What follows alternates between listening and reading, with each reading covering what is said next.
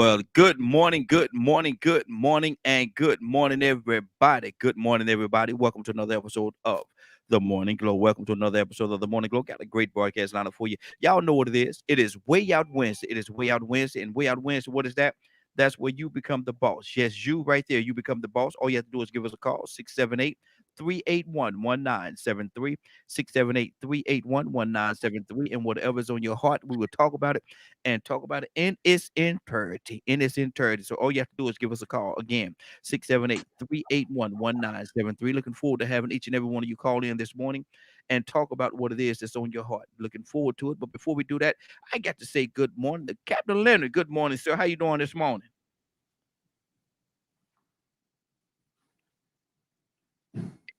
Captain Leonard, you there? Good morning, Raheem. Good morning, Global family. How y'all doing this morning? Hey, doing good, man. We ready to kick this thing off. This is Way Out Wednesday. So you know how we do on Wednesday. Ain't no telling what we're gonna run into, man. But we're gonna handle it head on. Adrian, good morning. So how you doing this morning? Good morning, fine, brother. How y'all doing? Hey, doing good, doing good. Yeah. This is Way Out Wednesday, gentlemen, and we don't have a topic. We don't have a topic on Wednesdays. Typically, we just let people call in and see what they want to talk about, and we talk about it and we tackle it head on, head first, and we deal with it just that way. But you know what? I was going to start with something, but I'm gonna go to Leonard. Leonard, what's on your heart this morning? What was on my heart is on Way Out Wednesday. What if Raheem came directly to me? That was on my heart. Okay, look at that. Oh, Look at God. Look at God. That's it. That's how we man, do it. you crazy, man. But anyway, I can tell you what was actually on my mind was the in our community. Why are we fighting so hard for to get one another to treat each other right? And I'm saying that because there has been some rapper and some rappers who are really trying to change their image, to address issues and things like that in the community as it relates to violence, especially as it relates to gangs and these rappers. Mm-hmm. And Meek Mill had made a request that the individuals in his city cease the violence. Mm-hmm. He even went so far as to say that he would help those groups out and give them deals so they can be about their music instead of about this beefing and killing one another. Mm-hmm. And do you know, Uh-oh. of course, that remnant of society that's going to always be there are against him. Mm. And it's that same mentality of these individuals that have expressed an interest in Donald Trump. Mm. This is the same mentality. Now we see where Lil Wayne is facing time in prison. Mm-hmm. Why don't he just call his buddy up to pardon him?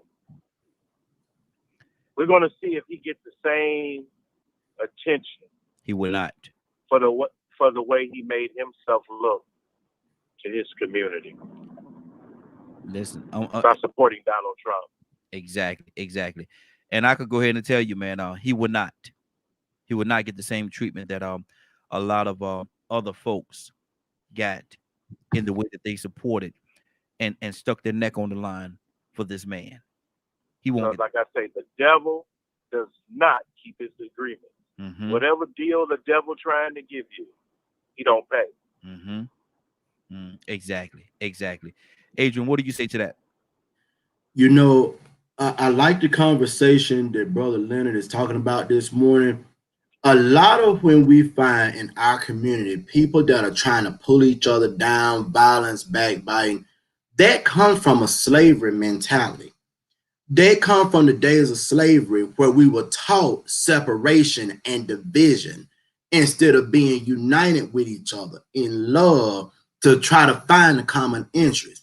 This gentleman that he just mentioned, Meek Mills, okay, that's a great thing in the community that if you have a voice to rap or sing or make music or design or whatever it is, that you're doing positive things, okay? It shouldn't be like Nipsey Hussle, for example, out in Los Angeles. Now, I used to live in Los Angeles, okay, for a good little while. And we know who Nipsey Hussle was out there, man. We used to have a good time, okay? On the West Coast, all out there in Long Beach and all of that, Venice Beach, Pasadena, Compton, and all of that.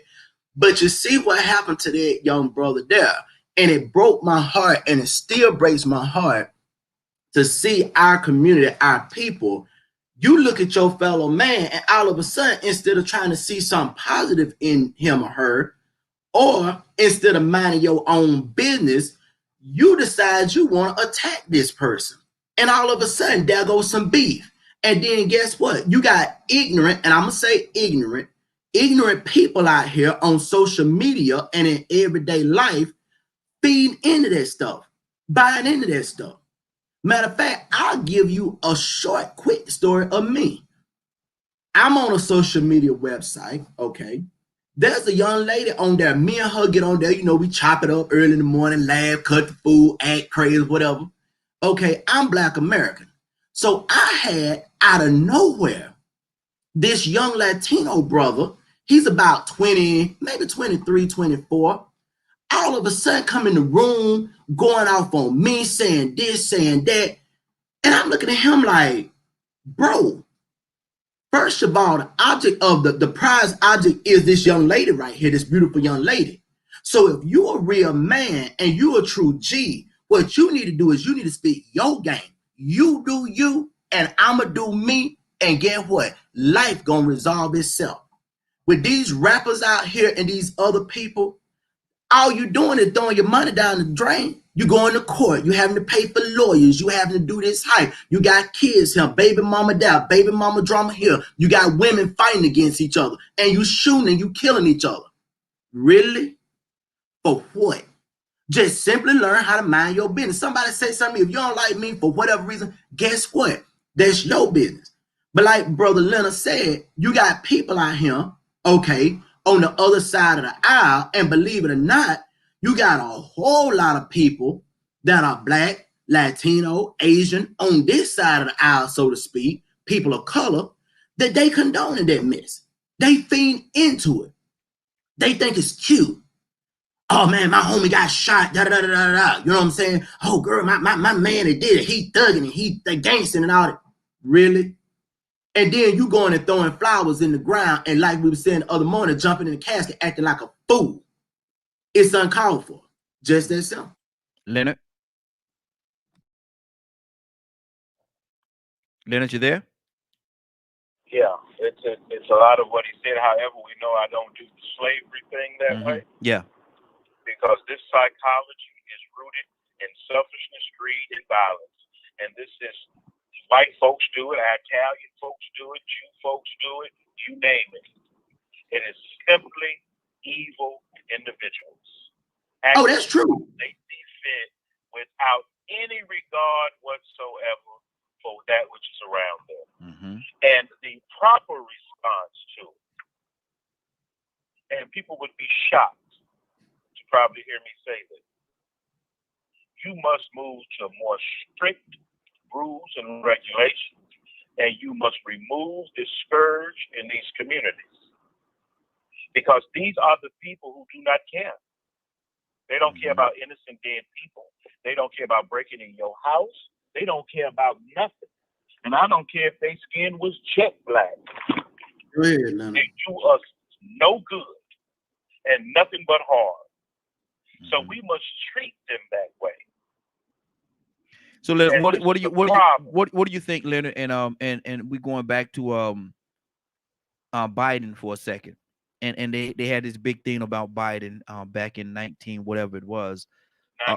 94, where he was talking about Black people being the predators and things like that. They actually pulled something out on Hillary, pretty much saying the same thing about predators and protect your family and stuff like that. But catapulting forward, now he's I think he's more pro-Black now, and I don't know whether he saw a light or something came on. But what do you say about individuals that at one point spewed this out, but now he's singing a whole different song? What do you think about that? Well, it's not a whole different song. Mm-hmm. The only issue with the '94 crime bill was the disparity in sentencing. Okay. Between crack versus powder cocaine. Mm-hmm. That's right. Y'all sat up there and got beside yourself and wanted to talk about the names people were calling you. You didn't want to look at the behavior that you were exhibiting. You are predators. Mm-hmm. That's what you do. You sit around and you wait for somebody look like they're taking some money out of a machine, or they went in the store and got some change in their hand, or you see a young boy or young girl walking down the street and you choose to victimize them because they own your block. They got a certain color on. And not only do you do it once, go to jail and learn your lesson, you come right back out and do it again more so. Mm-hmm. Yes, you are a super predator. So you agree? So you do agree with when he said predators? Oh yeah, because what do predators do? Mm-hmm. Okay. That's what they do. Mm-hmm. Now, people talk about this, that, and the other. Had you been in the community, like you say you were, you knew what was going on in the community. Mm-hmm. So don't get so self-righteous now. You talk about how black you are. How many times did you go and say that, one, America must do something about apartheid in South Africa? Mm-hmm. Because this was another thing that Biden also did, was question America on why they didn't find what was going on in South Africa such an atrocity. Mm-hmm. So it's never that, pro-black or whatever. The man was against the violence that was going on in African-American communities because this is what the community brought to him. This is what the NAACP, this is what the SCLC, this is what everybody that lived in a black community played with drugs and violence were telling the lawmakers. Yep. You got to do something about this crack problem. Mm-hmm. Mm-hmm. So you have to remember that 94 bill wasn't something that he pulled out of his behind one Saturday night. Mm-hmm.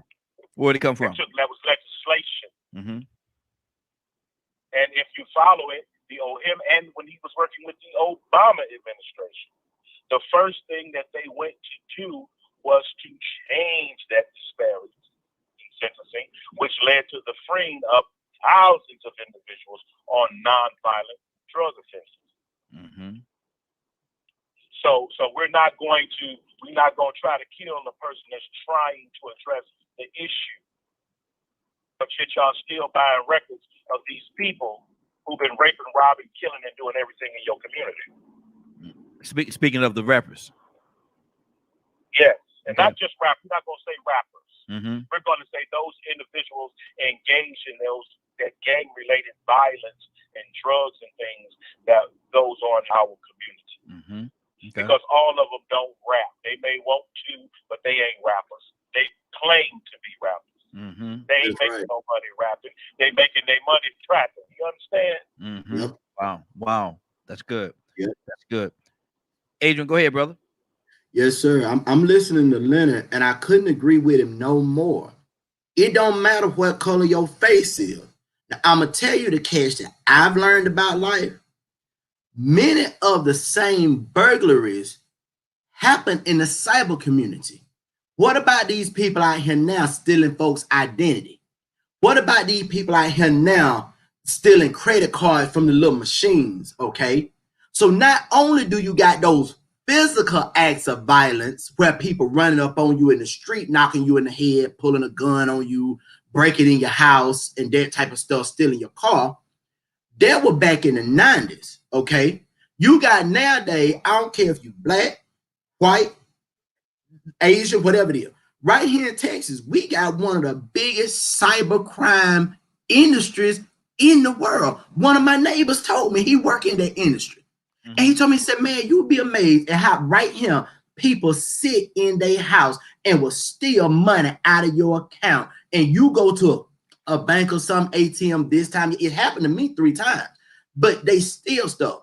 And again, it don't matter what color you are. Now, for the black community, on the other hand, we don't want to get no education in our head. So guess what we gonna do? We see some old lady walking down the street with a pocketbook. We gonna go snatch her pocketbook and snatch her arm off.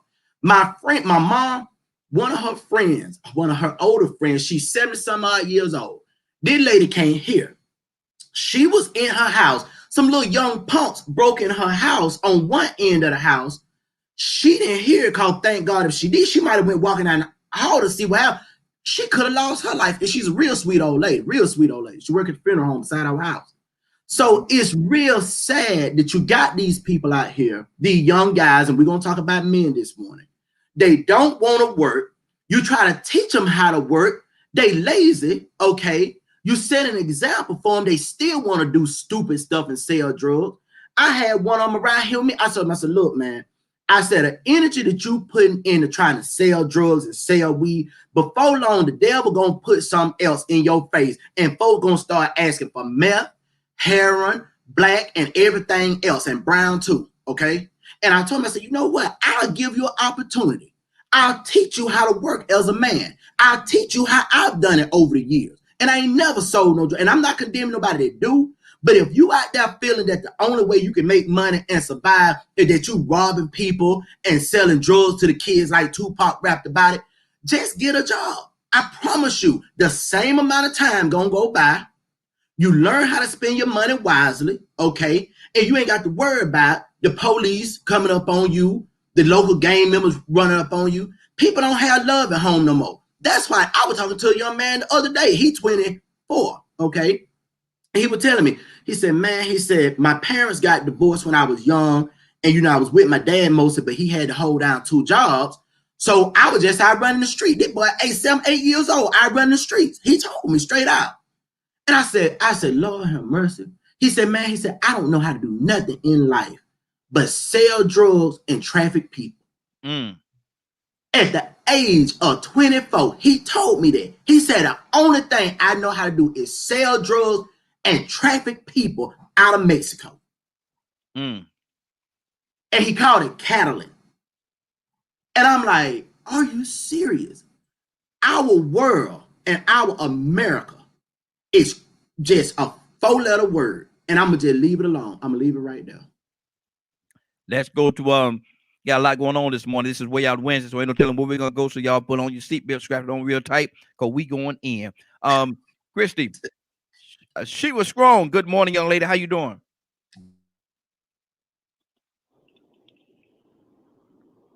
Sheila, are you there? Hey, good morning. There you yes, go. Good morning. Good morning, young lady. How you doing? Hey, morning, hello. I thought I was Hey, going to call Leonard. you today. I was going to call you today. Uh-oh. You gonna call me? I was going to call you if I didn't hear your voice this morning. I know. Look, I had some issues. I got me a new phone. Yes, and I do have to say this: at the clinic I work with, we had one girl that's not here, and we have like another outbreak of the coronavirus here in my town. So it's like my clinic is hit. Like a lot of, like we have like 2 or 3 offices down because people have tested positive for corona. So we short-handed. They still want us to come. Are you protecting? Are you protecting yourself? I'm here by the glory of God, corona-free. Exactly. Now you protecting yourself, right? Oh, let me tell you something. I've been taking my vitamins since the beginning of time. Yeah, there you since go. the beginning of this stuff. And my elderberry, my vitamin C, my zinc, and my selenium has been working wonderful.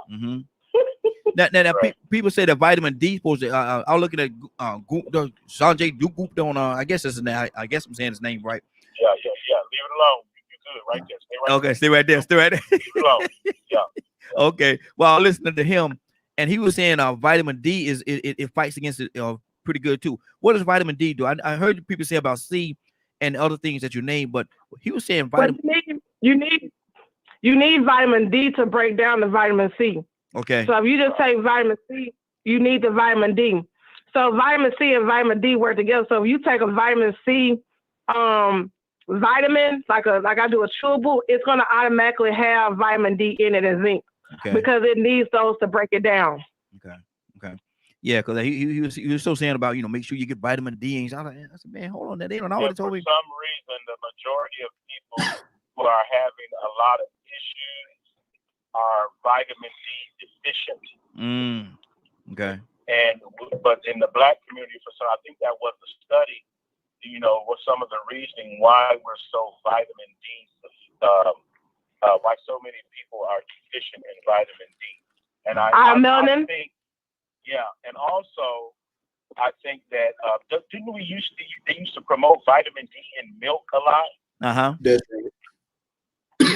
And I think, you know, that could be one of the reasons maybe we're not, you know, getting it the proper way. I heard another doctor mention that 5,000 units a day is sufficient. If you have issues, you should be getting that much vitamin D. I know I suffer from it sometimes because I wear shades all the time and I don't get enough sunlight. Mm-hmm. And you be looking like Cool Mo D on a pimp day. And because I wear them religiously, that's probably causing some issues with vitamin D. Mm-hmm. But for some reason, African Americans tend to be vitamin D deficient. Okay. And more so than other people. Now, a lot of people do use milk. Are you saying milk is not sufficient? Well, you know, a lot of us ain't drinking milk. We don't drink milk like that. I don't drink milk. I cook with milk, but I don't drink milk like that. Okay. And I don't. Oh, I drink milk. I love milk. Cereal. Mm-hmm. Yeah, I don't, you know, care for the milk that much. But then again, I don't eat meat, red meat, and things like that, you know, either. So, you know, I have to get my vitamins back up like Christy, because I heard that's what matters the most. Is that your immune system be at top performance. Oh yeah. Now, Christy, we changing gears again. This is where I went. So, you know, we talk about a lot of different things. But Christy, what are some of the food wise? What are some of the best foods you can get your vitamin C's and your vitamin D's out of? I know protein has come from meat and beans and stuff like that, but from where you're sitting, Christy, and you know better than we do, what are some of the things that we could take or eat? Really, honestly, I'm gonna be honest. If you're trying to eat to live, basically, you have to eat more fruits, more vegetables. You have to make sure, you know, if you're not eating red meat, make sure you take a supplement of vitamins. If you are eating meat and stuff like that, be careful, because, you know, sometimes we pig out on fried chicken and spaghettis, and that's not going to help you. You know, you got to put some green in there. Salads, green beans, peas. You know, your greens are all good in vitamin K, which is really good for you. You know, oranges are good in vitamin C. Orange juice is good in vitamin C. You get your vitamin D in your milk, but you can get vitamin D out in the sun. If you go outside in the sun, you'll get some vitamin D. Those that are deficient, I have vitamin D deficiency as well, and I was taking prescription vitamin D. I'm supposed to, but you know, I get it now where when the sun outside, I go outside and sunbathe. We just have to go back to our naturalness. You know, a lot of times we are trying to westernize our diet, but we need to go back to the original, you know, where we was eating more fruits and berries, and we was eating more greenery than we were any other thing. So whenever you're doing your plate, and I don't follow this because I'm a big girl, Christy, but this is what you supposed, Christy. See, you telling on yourself now. You telling on yourself. Hold on now. Hold on. You telling on yourself. I don't care about telling on myself. You should know by now. I don't care about telling on myself. But look at him. You letting us know you live in one of the more rich neighborhoods when you go out there sunbathing. See, how many people in the hood tomorrow? I'm going out here and sunbathe. You know, we don't be go out there and lay in the sun. Rico, you know you sunbathe when you walk out there in the sun. Rico, now, look, she live in one of the fancy neighborhoods because they sunbathe in her community. Rico, hello. Yeah. You going out there sunbathing?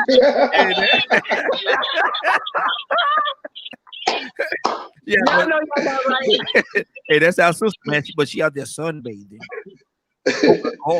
Oh my God, Adrian, what you know about that sunbathing, brother? Adrian Frozen. I love sunbathing. Hey, Rico, talk to me, brother. Sunbathing. Yeah, I don't know nothing about it, man. You know, I agree with what she said, though, man. That's sort of what got me on my walking tip. Is that I thought about a lot of the things that I did when I was younger, when I had so much energy and vibrance, when I was in my best shape, when I could run all day. And I thought about how early in the morning I got out in the sun, and I could stay out in the sun all day. Like right now, we can't stand in the heat. If that air conditioner ain't working, man, or the heat ain't working, we feel like we ain't gonna survive. But at one point in time, I remember the only air you was gonna get in that house was that fan through that window. So the house was hot, and you didn't mind. Somebody had to tell you to come in and eat. Go take a bath. You smell like outdoors. You know what I mean? But that sun. That sun is what did it. And so, you know, I went back and thought about that. I used to always say, man, I wish I would have stayed in shape and had the same energy as I had when I was young. And I said, well, you know what? Start living like you're young again. Not mentally, but start doing the thing physically. Run, walk, whatever it is. Get your circulatory system the way it was when you were young and you could just run all day long. You know what I'm saying? What they call a spring chicken. You know, get that kind of energy again about yourself, you know, because that vitamin D, that natural sun, that is our brother. You know, when you start talking about melanin, you know, that is our medicine. That is our superhero juice. You get what I'm saying? So that comes from really not having a lack of knowledge of your natural medicines, the things that we should be doing naturally to heal or be better. That comes from a lack of knowledge.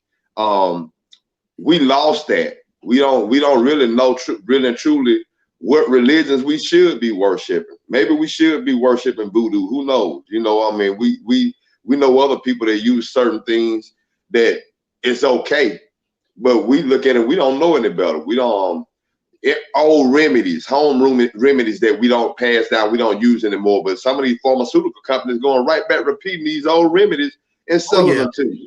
They got them from us. So that comes from a lack of knowledge, lack of education. And then once you do get educated about it, you know, we've been programmed to adapt what Western man or white man has introduced us. We favor that education. I can remember when I left a majority black school and went to a white school and how much better I thought my situation was because I was going to get this white man education. And to a certain extent, I was based on their curriculum. But after I graduated and realized that it was so many more other people that I needed to learn about, it dawned on me then that I adapted these people's ways. So now we got to relearn who we are and what's good for us health-wise, and as far as the community and all that stuff. That's good. And yeah, Adrian, coming to you, but Rico, I appreciate you, brother, because we had some technical difficulty. If you ever see me go out on the screen, keep it going, brother. I'll be right back. Keep it going. I appreciate that. Adrian, what's on your heart, brother? Yeah, man, I'm gonna tell y'all two real good sources of vitamin D. I heard Leonard say he don't like to drink, you know, milk coming from a cow. Is goat milk, which sometimes it's kind of rare to be able to find goat milk, but I'm telling y'all, that's the best tasting milk. It is goat milk. And then almond. That was the milk that I gave to my children. Yeah, goat milk. That's the best milk it is, man. It's delicious. I wish I had some now. And then go ahead. He craved this, man. I wish I had some. I'm just sitting here thinking about it. I wish I had some of it now. Big old gallon. And then, like I said, almond milk is a little expensive in the stores, but it's real good. Real. Me too. I love me some almond milk, man. It's smooth. You know what I'm saying? And I'm gonna tell you, brother Rico will talk. Say what now, Christy? I make my shakes with it. Yeah, that's cool. That's cool. It's some good stuff. I'm telling you, I try to get my hands on it. But Rico was saying something a second ago about getting back to the natural remedies. Truth of the matter, I use it all the time. Do y'all remember the time when you were little and you got cut and you might have just put dirt on your hand real quick and then your hand healed? Well, guess what? The other day, that happened to me right here between my fingers. And I went out there, my friend was like, oh, let me spray something on it. She was like, let me spray something on it. I said, no, I'm good. I went right out there and scratched me some dirt in the ground and put it on it, and boom, instantly I healed. There's one gentleman, his name is Origin Wells, and Christy, you might know about this. You know, if you go to Macy's, you see the Dr. Origin Wells counter. He sells all that facial cream. Well, one of the best things for black people and people, period, is called rice scrub. Just the regular old rice you get in a bag. What you do is you grind it up and it becomes like kind of like a powder. And you put that on your face, and it's one of the best things to clean your face with is the rice that we cook with and eat. You know what I mean? So we really do. I know a lot of people look at me and they say, oh, you country, you're a country boy, you country. Well, guess what? I'm proud to be country. I'm proud, like Rico said, to use those remedies because so many of these pharmaceutical companies, I used to live in New Jersey also, up there, Persephone, Troy, and all of that, Johnson & Johnson and all of them, they making billions of dollars. Dr. Origin Wells is making billions of dollars off of where he went to Africa. He flew over to Africa. The lady that works at the store, she's Brazilian, she told me. He flew to Africa, studied the cultures over there and how they do, you know, their facial cleaning and body cleans out it, and he packaged it. And man, one thing that Origin Wells rice scrub is $50.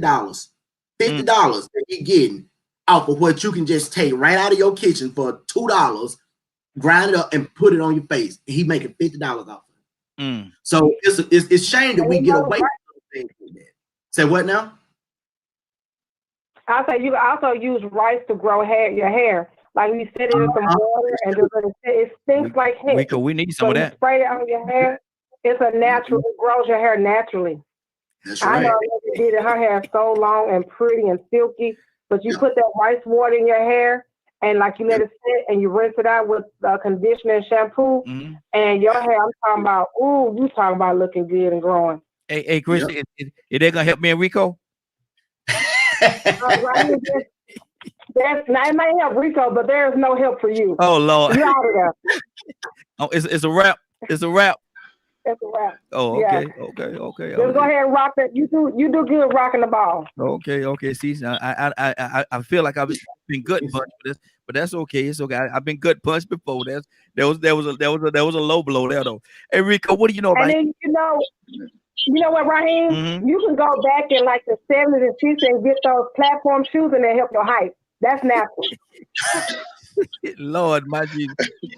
I guess when we get a fish in it too, huh? I'm gonna get you a sucker and put a fish in it. You might, you could, you could rock that, and then you'll be tall. And if you want to, you can get you a toupee like Trump. No, don't look, don't give me nothing that Trump got. I don't want nothing he got. I don't want nothing he got. He said you're doing good to you until you added Trump in the equation. You done messed it up there, Lord Jesus. You done messed it up. Rico, hold on, Adrian. Rico, let me about he said he went to Africa and how often is it that they go over to Africa and they steal things from the motherland, come back here and get filthy rich off of it? Yeah, that's been a common practice. That's been a common practice since before we were born. You know, that's a normal ritual. Why don't you go over there and steal something? Say what now? Y'all should go over there and steal something. Or just adopt it. Not steal it, but adopt it. You know, it's funny we got on this topic about health. Well, I don't know how it really came about, man, but I'm gonna tell you, this really goes to show you how much effort we won't make as a people. Even some of us so-called intellectuals or activists. We can preach and not practice what we preach. I like to research, right? I've been going through an issue with a hernia for over a year. I've been going through an issue with a hernia. I mean, to a point where it's like certain things I just cannot do. But yesterday I finally decided to go and look up what type of foods I could eat to help my hernia or what can harm it. And lo and behold, when I tell you everything in that category that I wasn't supposed to eat, I was tearing it up. Tearing it up. Everything on the list, man. I went down the list. I was just like, what? Man, I'm killing myself. Yeah. The fried chicken, the milk, the ice cream, the carbonated drinks. Man, you name it. I went down the list, man. And so I went and looked at what I could eat that would help me relieve the problems that I'm having with this hernia, man. And I was so disappointed, man. I'm like, man, out of all the researching that I do and all this pain that I've been going through all this time, I still didn't go and look up these natural things that I could do myself to make this thing a little bit better. Yeah. And not only did I not go look it up, but I was the source of the continuing problem, self-destructive. We don't understand sometimes when we're being self-destructive. When you are misprogrammed, we don't understand when we're contributing to our own demise sometimes. Yeah. And so, you know, you asked a question last night, about activism, man. And you know, it's crazy that it's been times I've asked myself, why is it even necessary for me to make a point about some of this stuff that should be common sense? It should be common sense for you to be equal and to respect other people's rights, their voice. Why is it even necessary for me to have to speak on behalf of other people when there should be no wrong going on for these other people to need me to speak out for them about? Why should we protect vulnerable people? Why are there people out there that will hurt the vulnerable and take advantage of them? So that, you know, it was a thought process I went through last night when you said that. I was like, man, that is crazy that it's even necessary that we have to go out here and argue and fight and teach some of the things that we have to teach, because it seems like automatically the human curiosity and the need for success should drive us to want to do some of these things on our own, or just at least treat the next person right out of common courtesy, because like they say, treat people the way you want to be treated. Exactly. What's so hard about that? It shouldn't be hard at all. It should not be hard at all, but we make it more difficult than what it is, and we get caught up with different people. You get one bad apple. You get one bad apple, and who's calling me this early? You get one bad apple, man, and that one bad apple mess up everything for everybody. And then you start Trump, for example. I'm not gonna say that Trump turned people racist. I'm not gonna say that he did that, but he gave them a platform where they can expose the racist activity and thoughts that they already have, and so they start following him, and then they start coming out of the woodwork, and you see it all over the place now. Adrian, what's on your heart? You know, I was gonna make some comments about Donald John Trump, and I might get ran off the line. And I got my hand on the delete button right now, brother. So you be careful. I'm gonna tell you this, and I'll explain it like this. One of the things in life that I've learned, when you got haters, they truly gonna be your motivators, okay? And a person like Donald Trump, that's irate, manic, and whatever it is that's going on inside of his head, or as a leader of the U.S. and the free world, I look at that type of leadership and his type of actions, and I use that as motivation to be a better me, okay? You're not gonna, and not to say you're not gonna stop evil, but love really does trump hate, okay? And many times, a person like Donald Trump, when things, put like this, when the sun is always shining, a lot of us get away from saying thank you, Jesus, or thank God, or I'm thankful for this, or I'm motivated to do better, because we get complacent. We get, you know, just really in our own, I guess, world. You see that? Okay. Rico, you see that? But then, okay, when you get a person like Donald Trump in leadership, or you might have somebody in the community, you have to just live your life. Live your life and outlive the stupidness. I've had many people, I heard somebody say this the other day on this show. I've had people try to buy my happiness, y'all. I have legitimately had white people, and I think it been a couple of black ones too, that have said to me, like, what's this app called Bumble? And there's 3 parts to it: the friends and the dating and the business. So I was on the Bumble business one time, and it was this white guy got to ask me about my work background, what I know how to do and this and other. And he was dead serious when he told me, he said, hey man, I'll pay you to come hang out with you, because I want to know, how do you wake up that happy? How do you go through life every day dealing with the different things that you deal with, and you still happy?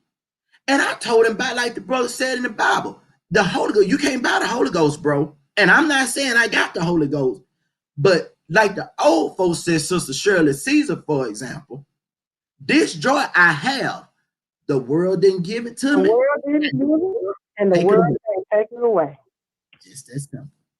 No matter what state or condition I've been in, when I graduated from the university a few years ago, I didn't pray to God, for a new truck, a new car, a new wife. Although, all of that would have been great. Hey, God, I want a beautiful wife and a 6 figures and a new car, BMW.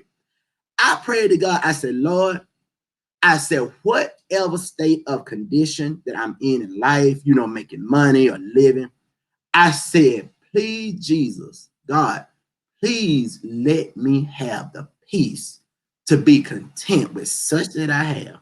Mm-hmm. And when I tell y'all, so far, God has answered my prayer. Never been homeless, never seen the righteous forsaken, neither his seed begging bread. I pray to God in desperate desperate from my heart when I asked him, I said, Lord, how any common person can work and make money and buy stuff, okay? Ted Turner, for example, I think about him a lot of time when I was little. He used to be of the Holy Christian faith, okay? Mm-hmm. Oh, believed in God, whatever. He got all that money. He owned TBS or TBN, whatever it is over there in Atlanta, and the Braves and all of that. And then all of a sudden, he thought he was God. Okay? We were talking about money last night. Ain't nothing wrong with having money, but it's the love of that money that's the root of all evil. Okay? So again, when you look at a man like Donald Trump, okay, he might go, I know when they first had their inauguration, I've been to some inaugurations, flew to them in Washington. They go to their church now, that famous church, and they say prayers and do all this stuff and have service. Well, anybody, the devil, Aretha Franklin dad and C.L. Franklin, I believe it was, the devil goes to prayer meeting and he will ride you to church. Anybody can walk in the church building, but you got to get it in your heart to have that love, okay? And when I look at a person like Donald Trump, I'm not mad at Donald Trump about being who he is, because guess what? I'm going to be who I am. I got a God that put the breath in him, me, and everybody else. He can take it too. He blessed the just, he blessed the unjust. So I said, man, like Donald Trump, keep stewing in your foolishness. You. Hey, I like you. If you just bluntly a racist, I would rather you be a blunt racist and tell me I hate you because you's a damn nigga than to sit here and be my friend. Hey, man, come on.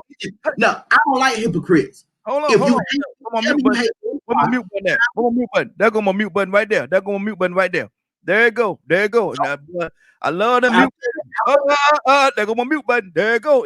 My finger. I got a quick finger. I got a real quick finger. Bishop, good morning, Bishop. How you doing this morning, sir? Man, I am blessed, bro. How y'all doing?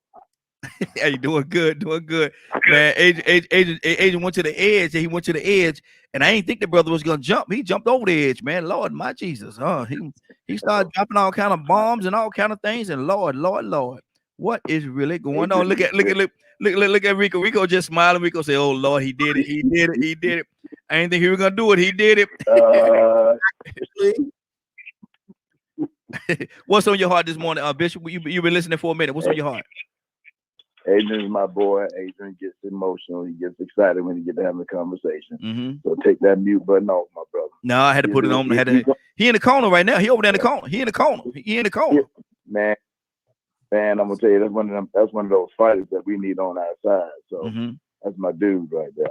But man, listening to the show this morning, y'all went from one to the other, and this is Way Out Wednesday. Yes, sir. Let's talk about some way out stuff. And I can go back and say, man, I was just looking at the media last night, how Donald Trump still continues to act a fool. He still doesn't want to concede. And the coronavirus is moving so rampant. We have over 241,000 deaths. Texas, what they said, it has one of the highest COVID cases, and it's across the nation. People sitting in the cars because they don't have any room, so they're bringing breathing machines to the cars for the people due to coronavirus. But Trump will not concede and assist Biden in trying to get some things in place to help fight, this pandemic. Now that's a sign of ignorance. Yes, sir. A spoiled child, you lost the race, causing all these taxpayers' dollars for these folks to count by hand, and all this other stuff, and these stupid, frivolous lawsuits that he's trying to put out. These are the people that this guy is what some of these people want to lead them. Where if you don't have a heart for the people, you can't lead me across the street. Exactly. And you have to lay your personal feelings aside Mm-hmm. for the better good of the humanity. And this is where I have a problem. You know, I have a problem with leadership that don't consider. I have a problem with ignorance, and I can't tolerate it too much longer. You know, Mhm. you say when you're supposed to bear the infirmities of the weak, I say yeah, the weak, but not the ignorant. There's Mhm. difference. Mm-hmm. You know, when I'm in a conversation and it goes to the left, not on my card, not on my choice or accord, but the individual I'm dealing with, then I'm through it. I don't need to talk no more because I see I'm not gonna make headways with you. I'm not gonna do it because Mm-hmm. you're conceited in your own way, your own thoughts.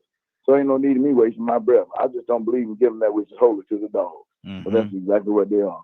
Exactly. I sure don't catch my prayer before swine because all they're gonna do is throw them down and trample all on. Mm-hmm. And this is why we have to stand together, fight together. Some of the calls, everybody trying to criticize Biden for what introducing legislation for those who commit violent acts or whatever the case may be.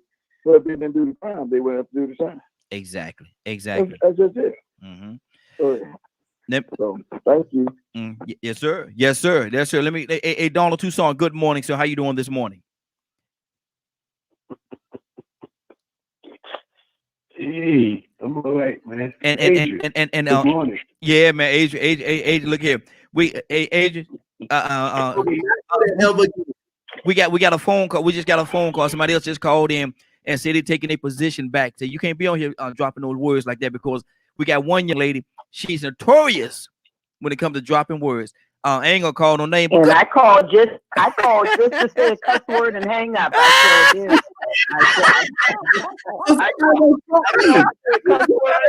Y'all go ahead and judge me, put me in the corner, and then I can go on by my business. Who is she? Who is that? Told you. That's Pastor Green, Cassandra Green. Cassandra. Hey, sweetie, how are you? Hey, look here. I love you. I love you more, sweetie. Hey, I got to tell you, we got our own name for this Pastor Green. Some people call it Cassandra Green. We call her the Thug Pastor. That's the Thug Pastor. I am not. That's we call her the Thug Pastor because look at him. That's a pastor. Yes, she's a pastor. Absolutely, she's a pastor. Been pastoring for a long time. But she knows she's real with it, and she don't mind every now and then. If a word slip out, you just pick it up, wrap it up, take it on over there somewhere because she's gonna keep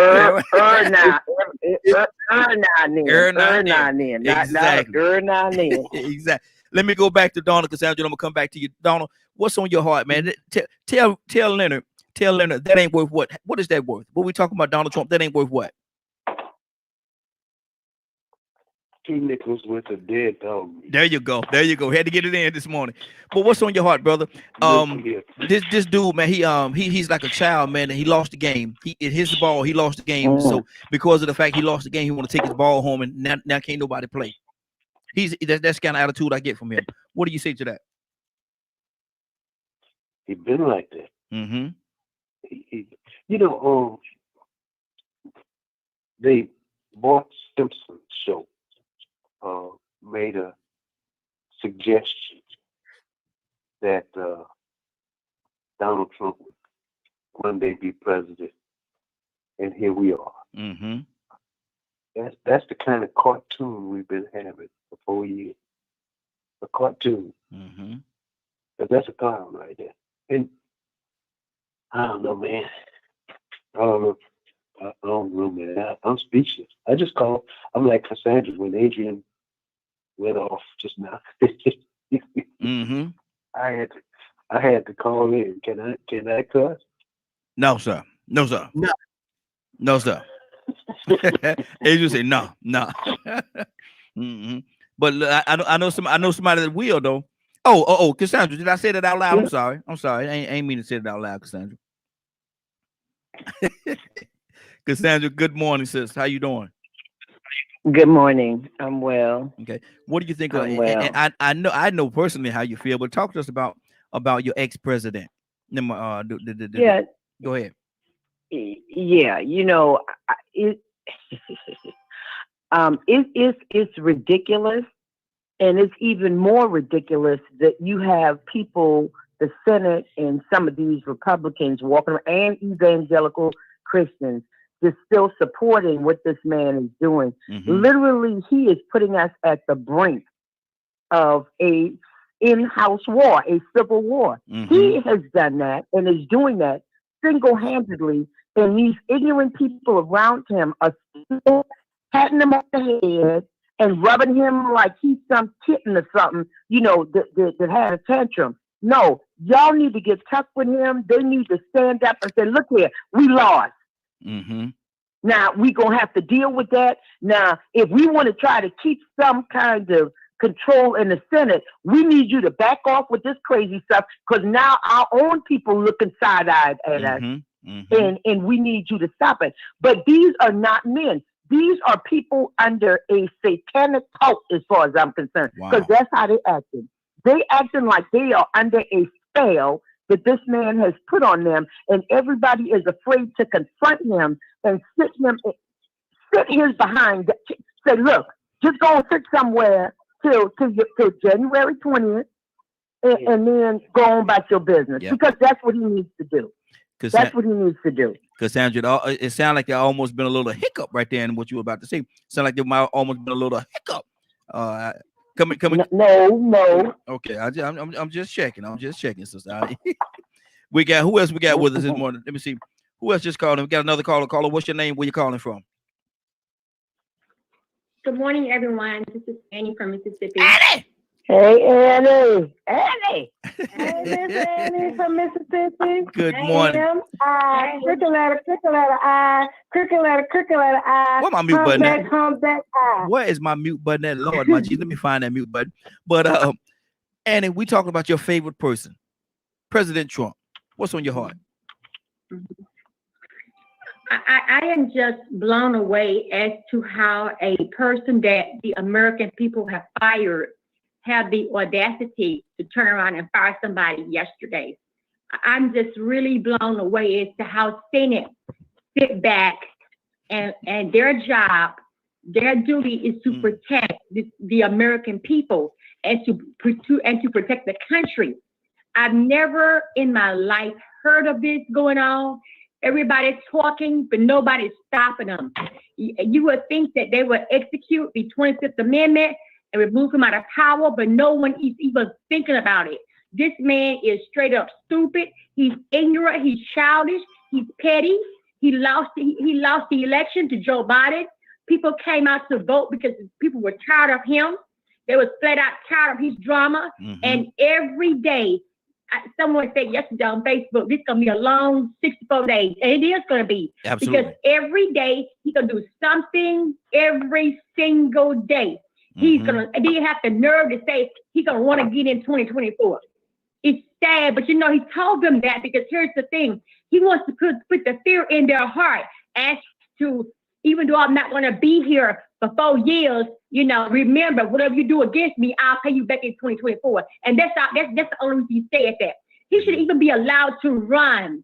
An impeached president, in my opinion, should not even have once that 4 terms is up, 4 years is up, you should be able to move and not even be able to run again in the first place. But this man has broken every law. He do what he want to do, and no one stops him. Yesterday, he made it plain to them that he's not going to do nothing. For the few days he got in office, he's not going to do anything. Do not make no schedule. He's not doing anything at no kind of way. He ain't thinking about coronavirus. He ain't thinking about none of that. All thing on his mind is winning and cheating. And Lindsey Graham had the nerve to try to manipulate Pennsylvania. I mean, these people are really, something wrong. But you would think somebody would sit down and tell them, you know, you're wrong and you can't do this right here. But the House, I really wish the House, but somebody would step up next, or somebody would come into agreement with the Senate and remove him out of power, because every day is going to be something with him. You don't get to tell people because you disagree with me, I'm going to fire you. That's just crazy. And everything he do, they stand behind it. You know, he's okay. No. This man is acting like a spoiled child. He's acting like a child. It's sad that we got an adult, a 71-year-old retarded person in the White House that's running this country. And every day he's going to tear things down to make it hard for us, to punish us, and to punish Joe Biden. Exactly. Adrian, what's on your heart, brother? I see you over there. Yeah, man, I got a few things. I'm gonna just go down the list real quick. Mhm. I agree with the sister that was just talking, and this goes to the importance of every election, not just a black election where you got a black president or runoff Ralph Warnock, but every election, even those out there in our local communities for council people and mayors and stuff, we need to get out as a voice and we need to start voting. Because you get Lindsey Graham in a position like he in, well, guess what? He been in that position a long time. Somebody put him down a long time ago, or somebody did not vote in that little quiet, special, big election. That now look at the position of power this man got, and he won't make him step down. Okay, that's one thing I'll talk about. Number two, we are headed to a civil war in the United States. We are headed to a civil war, and it's time for one. Okay. And what if we get attacked? We talking about coronavirus, and don't get me wrong, corona is bad. What if China or one of these other nations decided to hit the button against us?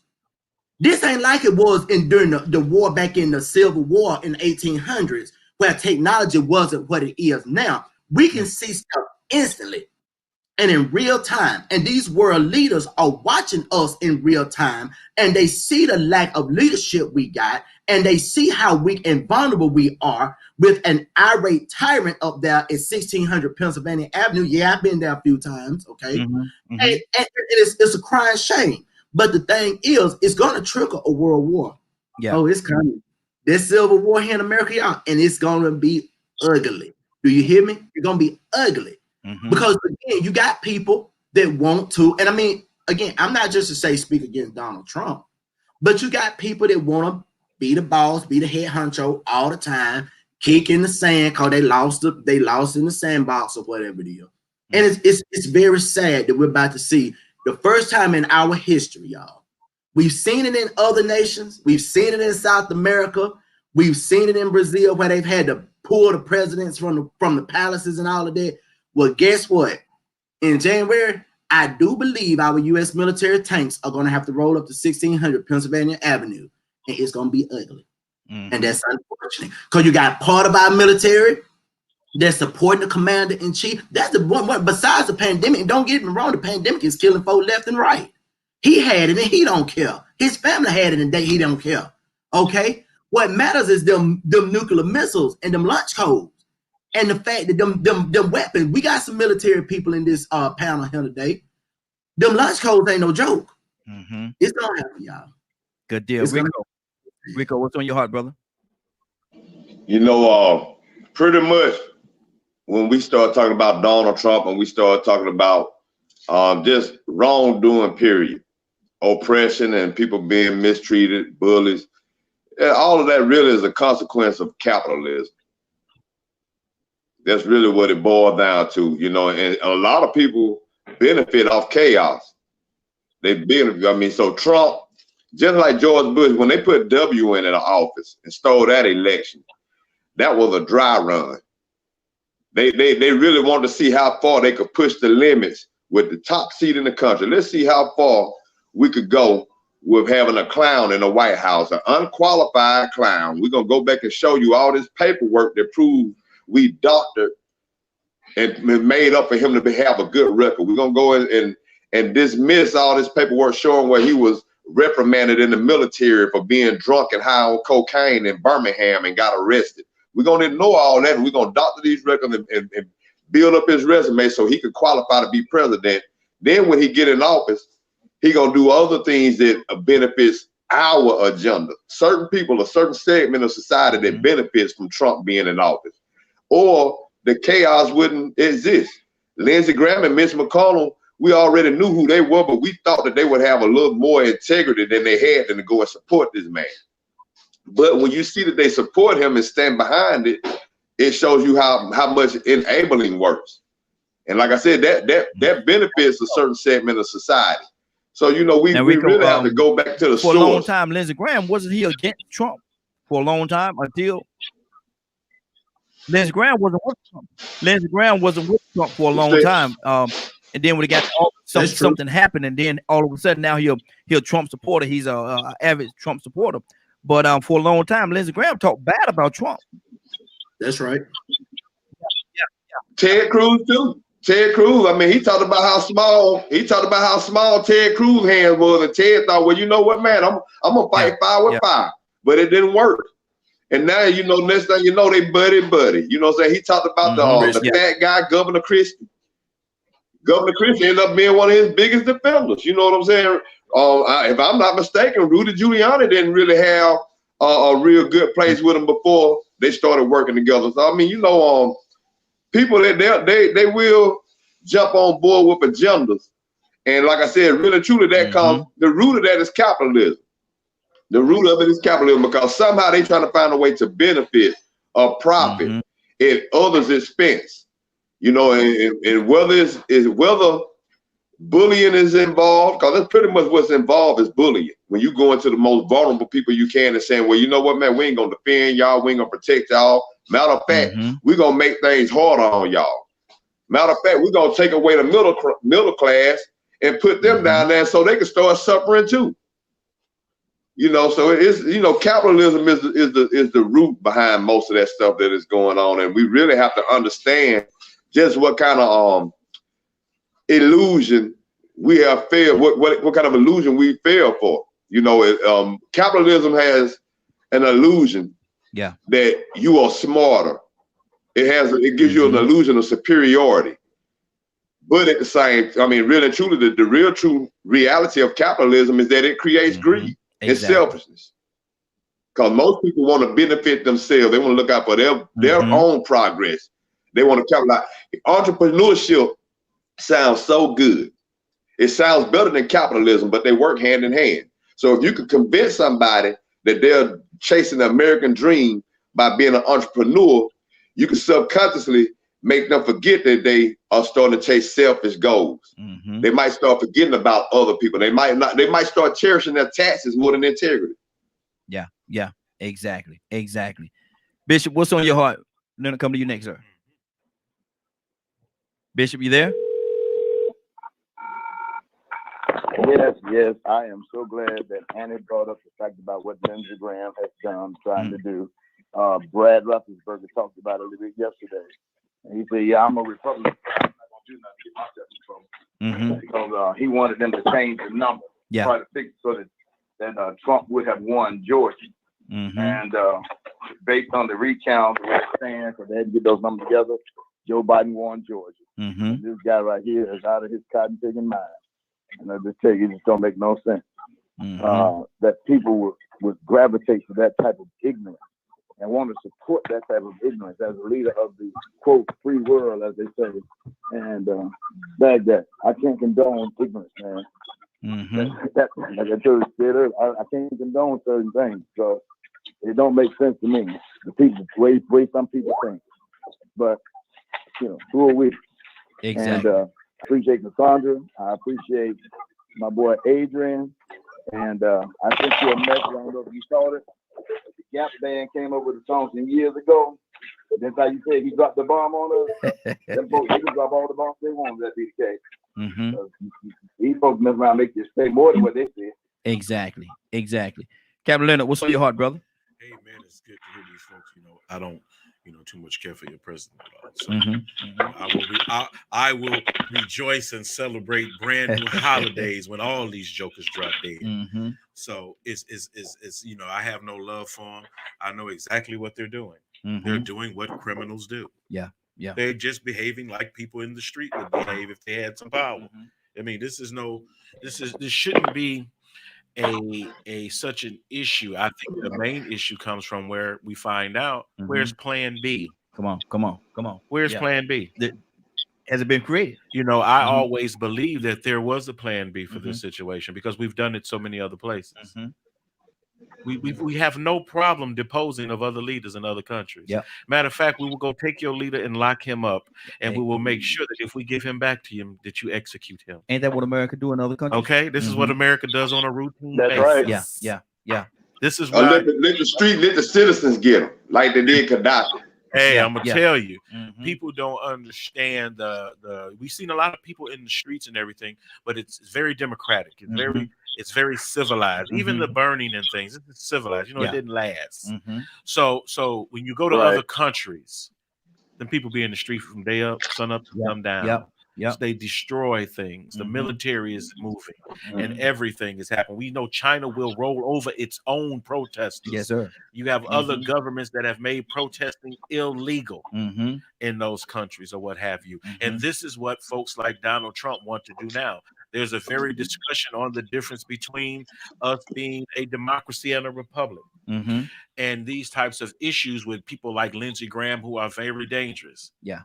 I'm gonna need my Very. LGBTQ brothers and sisters help Mhm. on this one. Mhm. Mhm. I need pictures of this man on front pages Yeah. with him with these prostitutes.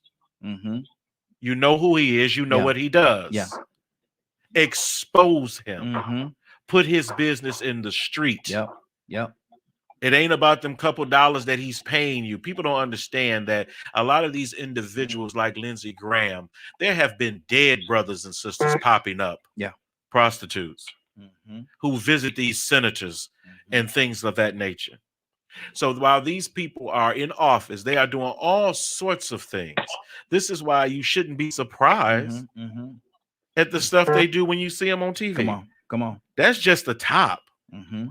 You got Graham just pretty much said, because he's a Confederate. Mhm. Yeah. Yeah. He talks to another Confederate. Mhm. You need to fall in line. You Yeah. need to toe the line. Mhm. It's good. I only can imagine if we had Sister D who ran for Secretary of State, Miss D here in Georgia, Mhm. and think about how it would go then. But I'm still congratulating Roethlisberger. Yeah.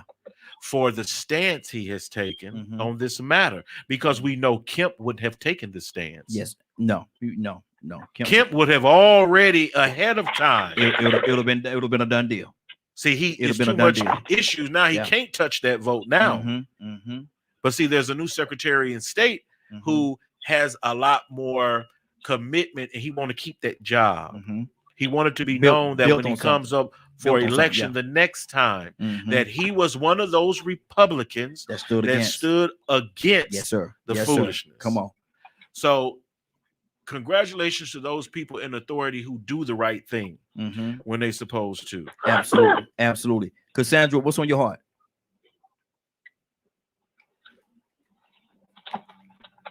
Cassandra, you there? I'm here. Okay. What's on your heart right now? Yeah, sis? you know, Leonard, man, you be hitting where my thoughts are right on the head. Mhm. You have, first of all, Lindsey Graham is a good old boy. Yes, indeed. He come under that good old boy, you know that. Oh yeah, that Mhm. good old boy group. Mhm. And so there is nothing too low for them to do. Y'all, we got to Nothing. realize there is nothing too low. Nothing. There is no length that they would not go to stay in power. It's all about power with them. Mhm. You can say it's about money. No, it's about power. Especially these seven old boys. Mhm. It's about them keeping niggas under, and I said it, keeping niggas under control. That's it. And that's why they came out and voted for Lindsey Graham. That's why them white folk came out and kept him in office, because no, you ain't gonna let no nigga not in South Carolina Mm. win no Senate seat. I'm telling y'all, I'm Yeah. from South Carolina. I left there because of racist stuff. That Mhm. place has not changed. No, it That hasn't. mentality, that slave mentality, and then you jump over to Yep. Georgia. Yep. Georgia still has it's come a little bit, and the reason it's come a little bit is because of Atlanta. Exactly. We can Yeah, look at it any way we want. Yeah. Georgia, the only reason Georgia is shifting is because of Atlanta. Mhm. Mhm. That's it. And you got black people in control, and you know what I'm saying, to a degree. You got black people in control, and they're standing up for what they believe in. I commend Ratzenberger, or whatever his name is. I do commend him because he took a stand that could cost him a whole lot, but he made that stand anyhow.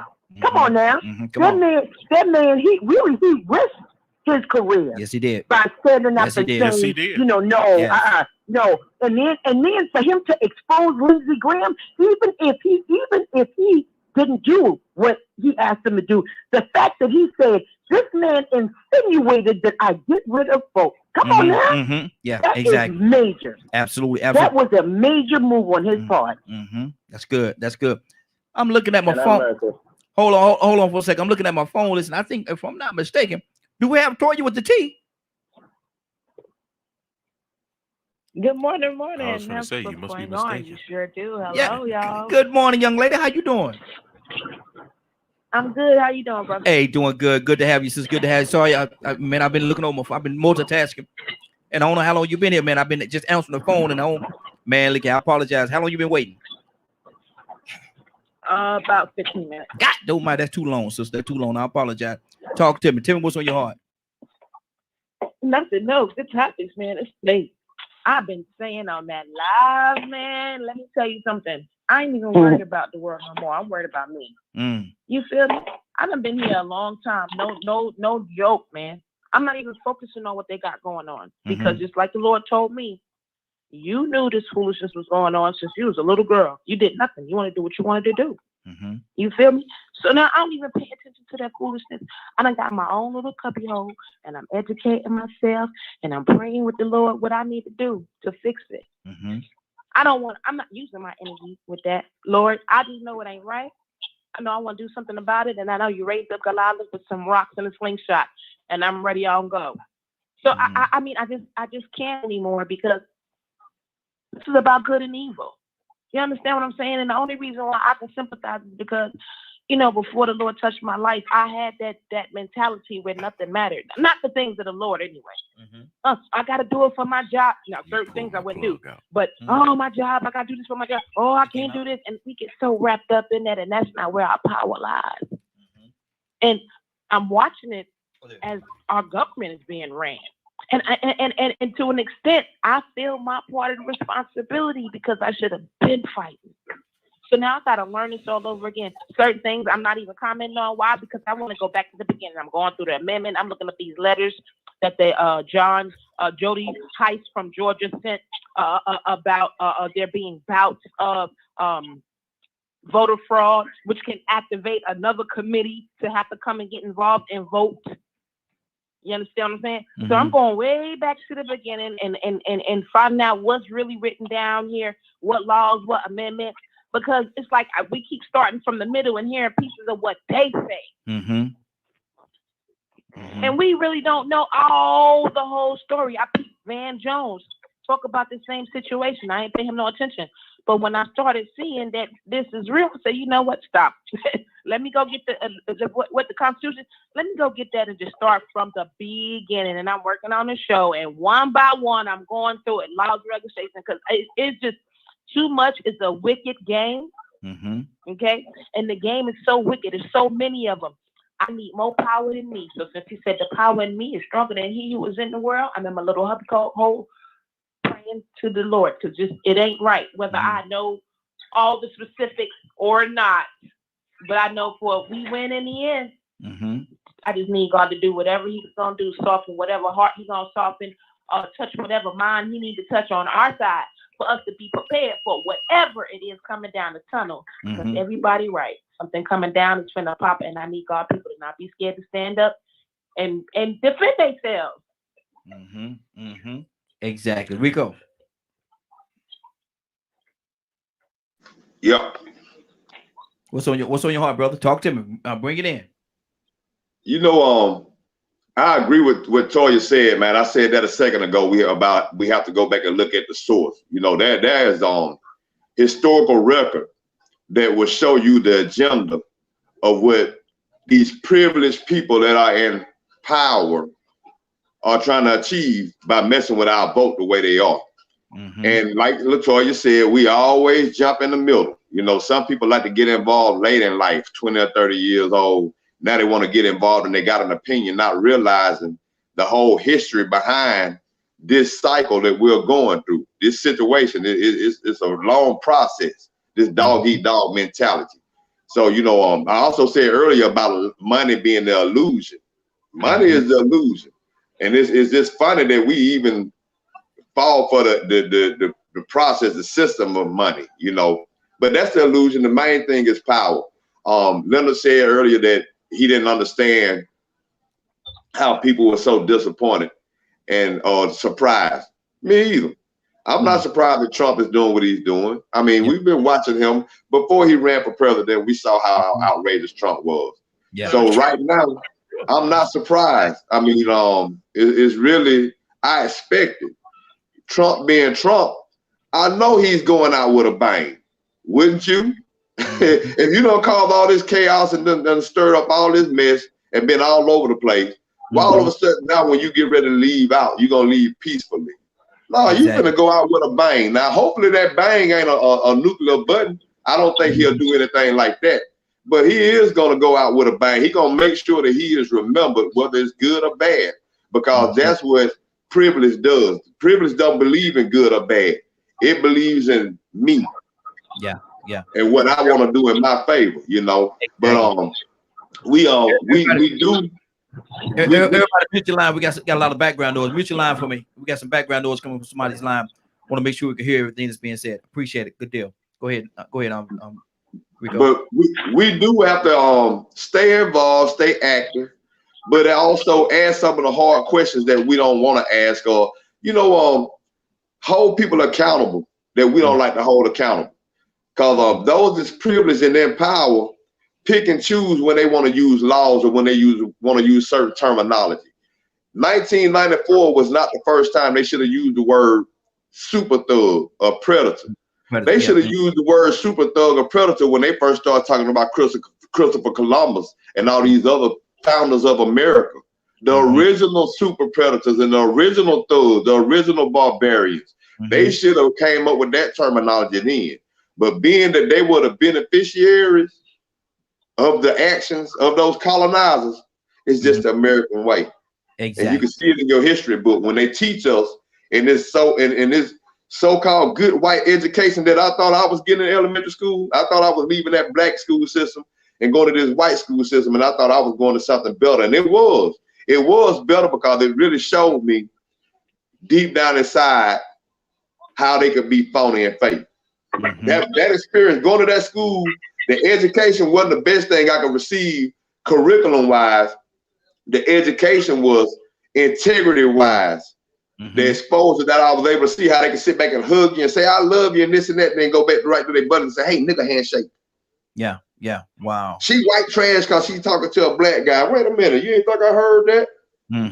So, I mean, that we get to see, man, we really got to sit down and find our purpose. We gotta discover what our purpose is, what our agenda is, and what we really want.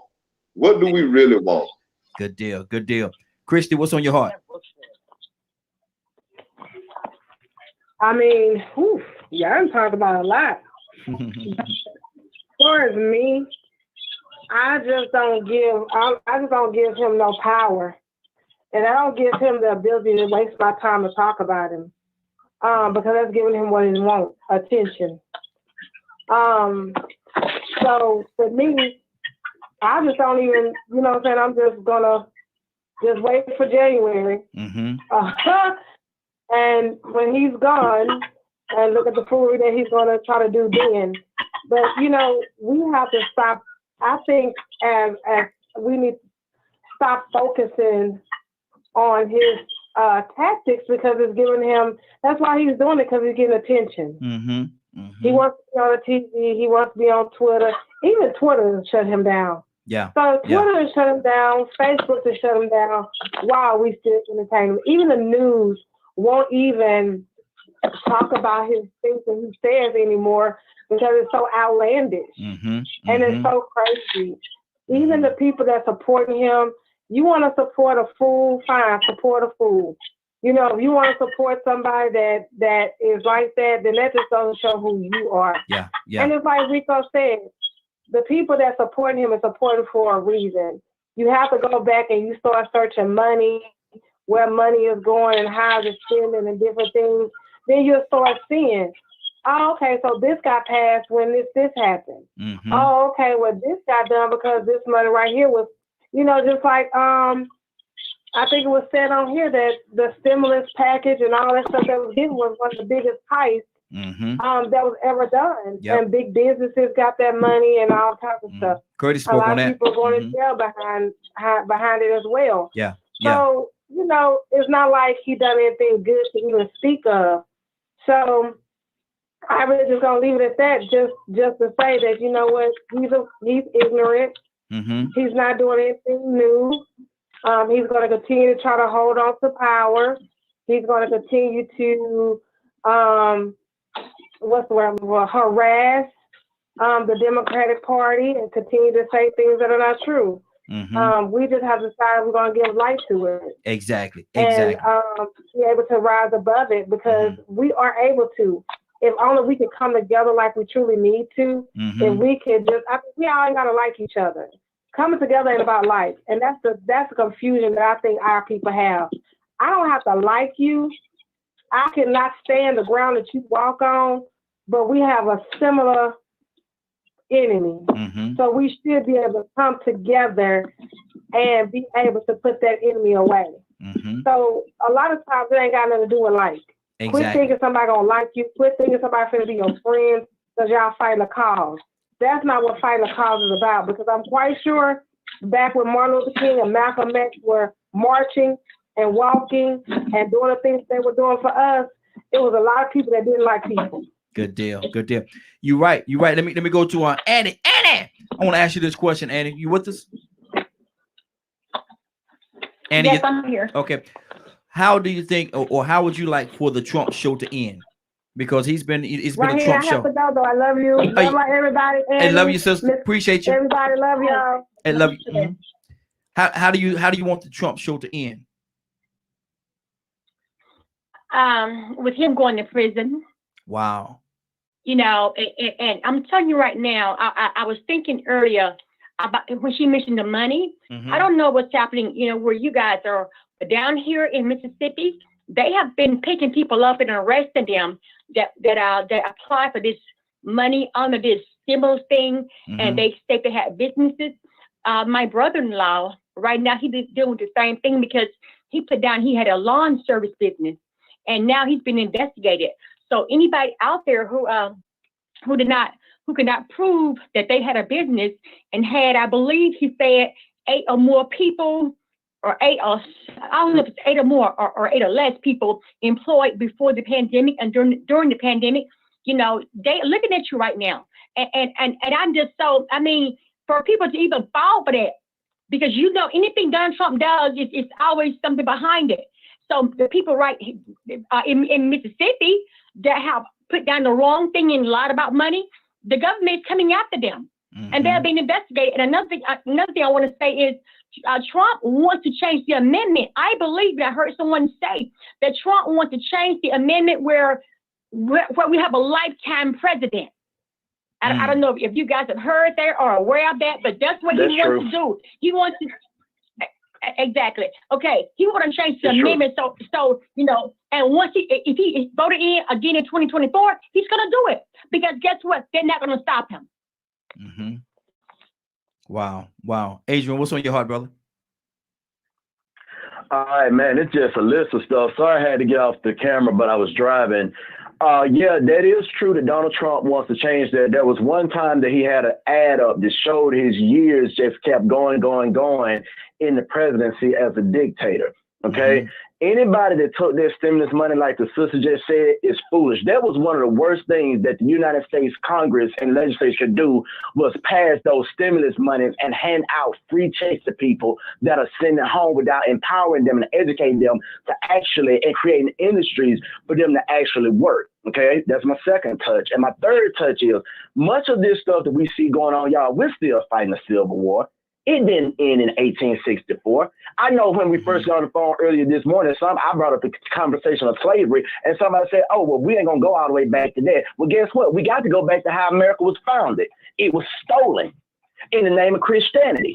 Okay, the same Jesus that we're supposed to be worshiping and calling ourselves Christians are the same people that got on a boat and came over here to America and stole from the Indians and stole from the black people, and they steal from each other. And they enslaved each other. The Irish was enslaved during the potato famine. The Japanese were enslaved, and the Chinese were too here in America. And then we look more in modern time. Okay, I've got a relative there in Georgia. He's 112 years old, still drive all that. He can remember back in the day, way back in the beginning of the time of Jim Crow laws.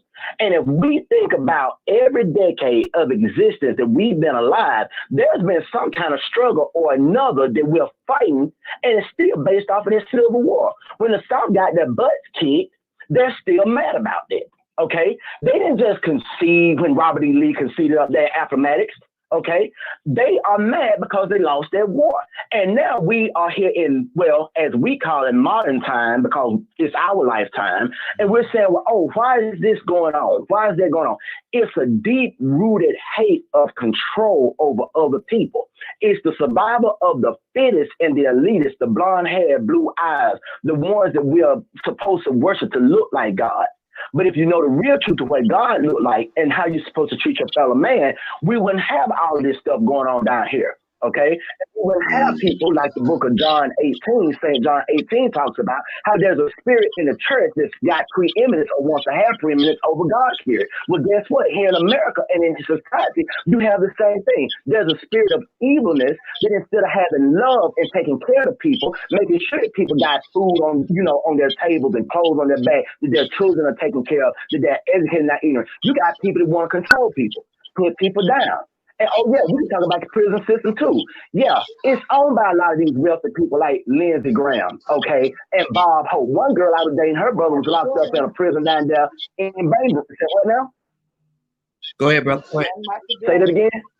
Go ahead, Adrian. Okay, so they making money off of it. This is all a big money game. When W went to the White House, who were them companies that were making them bombs and them shells and stuff and them tanks? His fight, Dick Cheney owned that company, okay? And now whatever Trump got going on, I don't know if it's with Russia and anybody else, but all this is a bunch of propaganda to put and keep in power who wants it, okay, and control the masses. Just that simple. So we have to look out and be prepared for what's happening. Ain't none of this stuff new.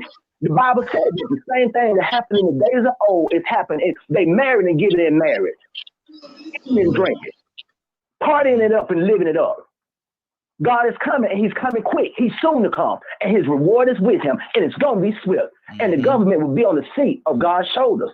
It tells us this.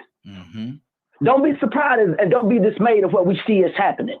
It's the end of times. Make sure that your soul is ready. Yes, it's great to run a great nation, and it's great to, empower people and educate people. I fully and devoutly believe in that, because if you look in the book of Revelation, it talks about it.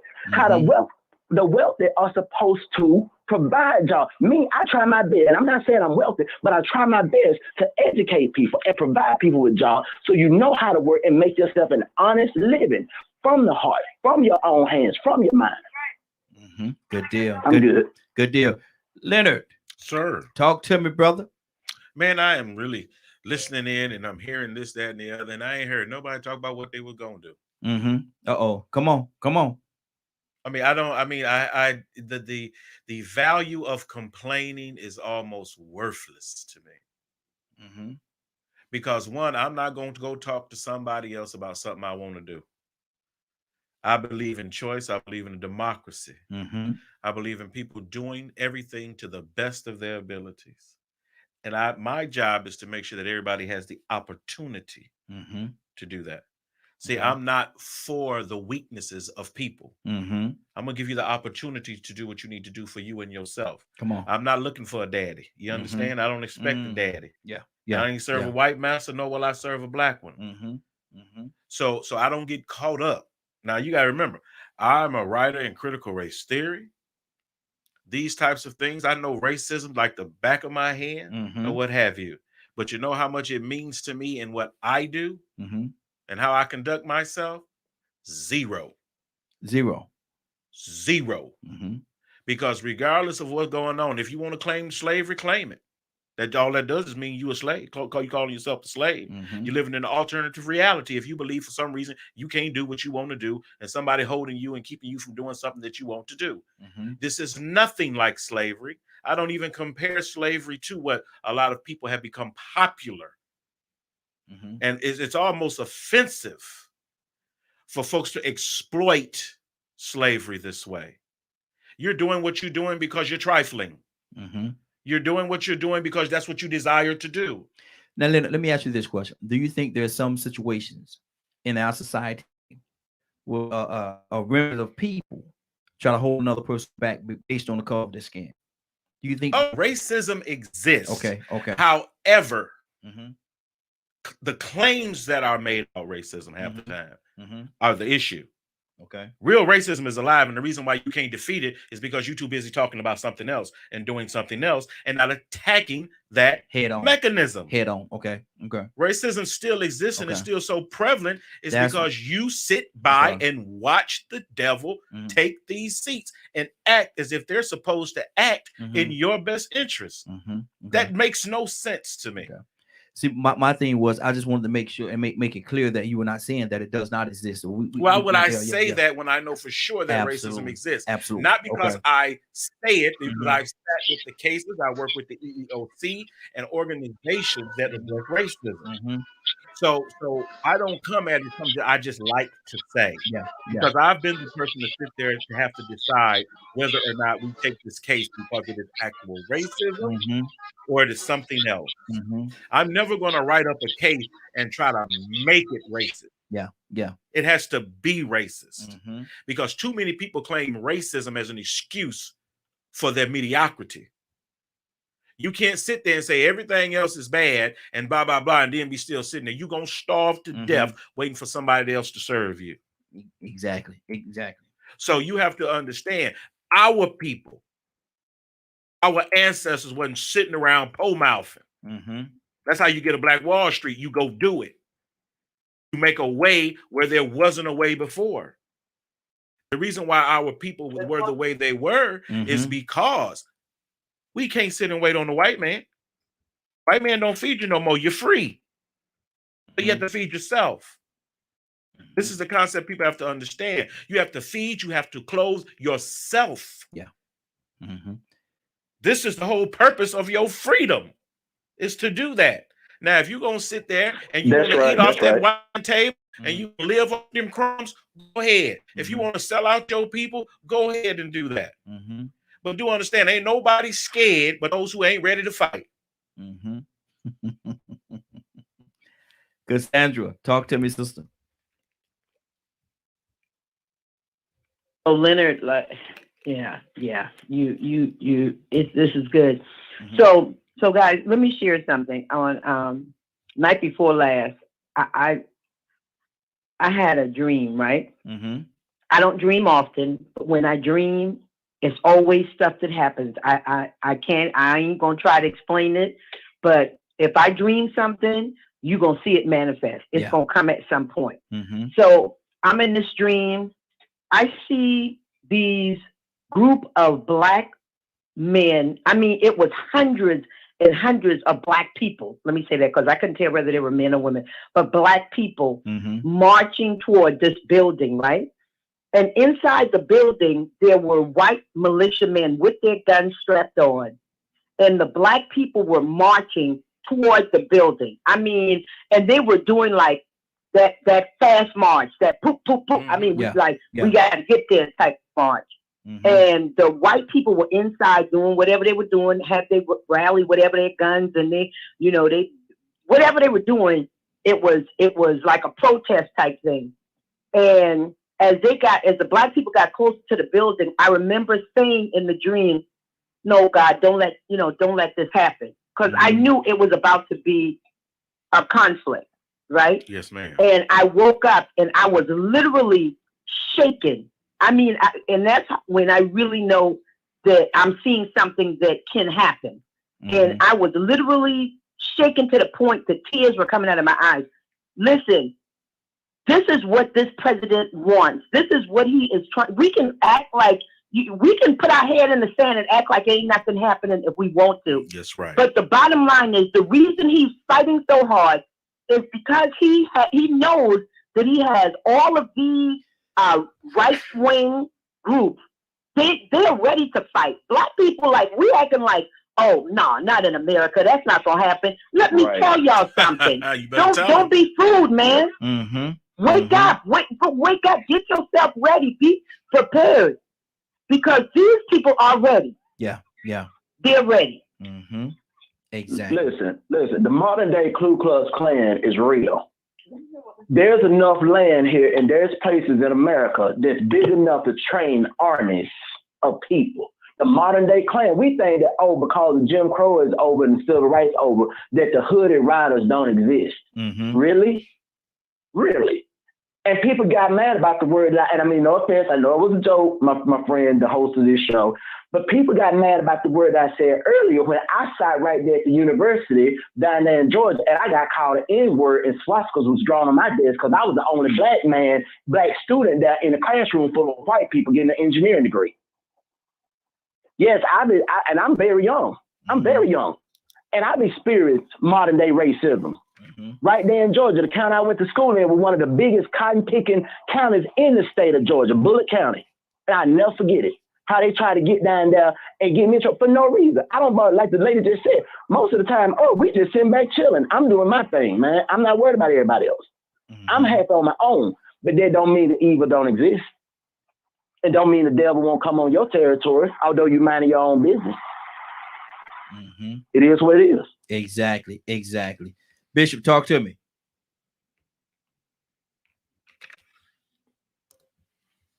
Bishop, I tell you, I love what Adrian said. I love what Sandra said. I was listening to him. I love what Leonard said. Everybody's points are well taken, and those are the things we need to listen out for. And it's so funny. And you can hear the passion in their voice. They're concerned about what we as a race have experienced. And I'm going to talk about the Black journey and the Black flight. And as y'all was talking, I began to think about Jefferson Davis during the Civil War. And I think Adrian said earlier, we're entering into a civil war. And if we don't wake up and smell the coffee, and I'm not talking about Folgers and McLeod, what's going on around us, then we're going to get lost in the shuffle and don't know which way to go, like a chicken with his head cut off. Come on. So we better wake up. We better wake up. We better realize. We better speak up and better speak out. We need to show unity and solidarity towards the causes that negatively impact us. And the prison system is a modern day slavery. They make merchandise of these people that they put in prison. And that's right. So if we don't pay attention to who we are, like I tell the young guys, I said, man, I'm not going to arrest you for substance abuse. I'm not going to arrest you. But what I'm going to tell you, you be careful in what you're doing, because there are others that are out there looking at you. They're ready to take you down for less than an ounce of marijuana. They're not going after the big man who's distributing you for you to distribute it for them. They're not doing that. So we better wake up. We better wake up.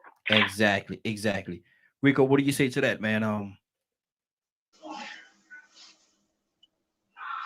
You froze up. Okay. You know, when we say we need to wake up, that means when we wake up, we need to have our eyes head and our head clear. Cobwebs out our eyes. That means we need to have some clarity. Now, I like what everybody's saying because none of this telling the truth. Constitutionally, slavery does not exist anymore. Except for provided by the 13th Amendment.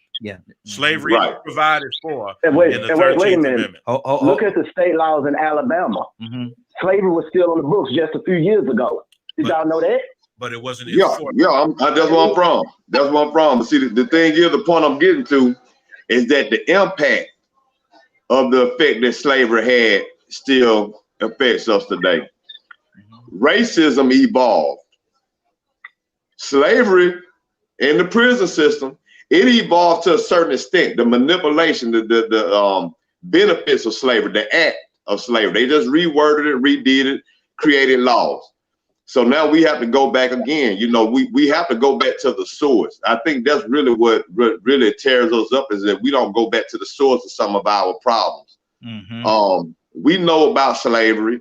We know how it evolved and in a more legal way through convict leasing, Jim Crow, peonage. We know that it evolved and still was utilized to a certain extent legally through the government. Right. Some people still don't even know those words, but they out here complaining about slavery. So they might say the same words that were used in the 1700s, not knowing that the words you should be using has evolved to the prison system or something, you know. So we have to be clear on how we express ourselves, because sometimes we are on the same page, but we think we're disagreeing. When really and truly we just we're misunderstanding each other because of the words that are being used, the clarity of the words. Because we are not as a whole population under the threat of slavery anymore.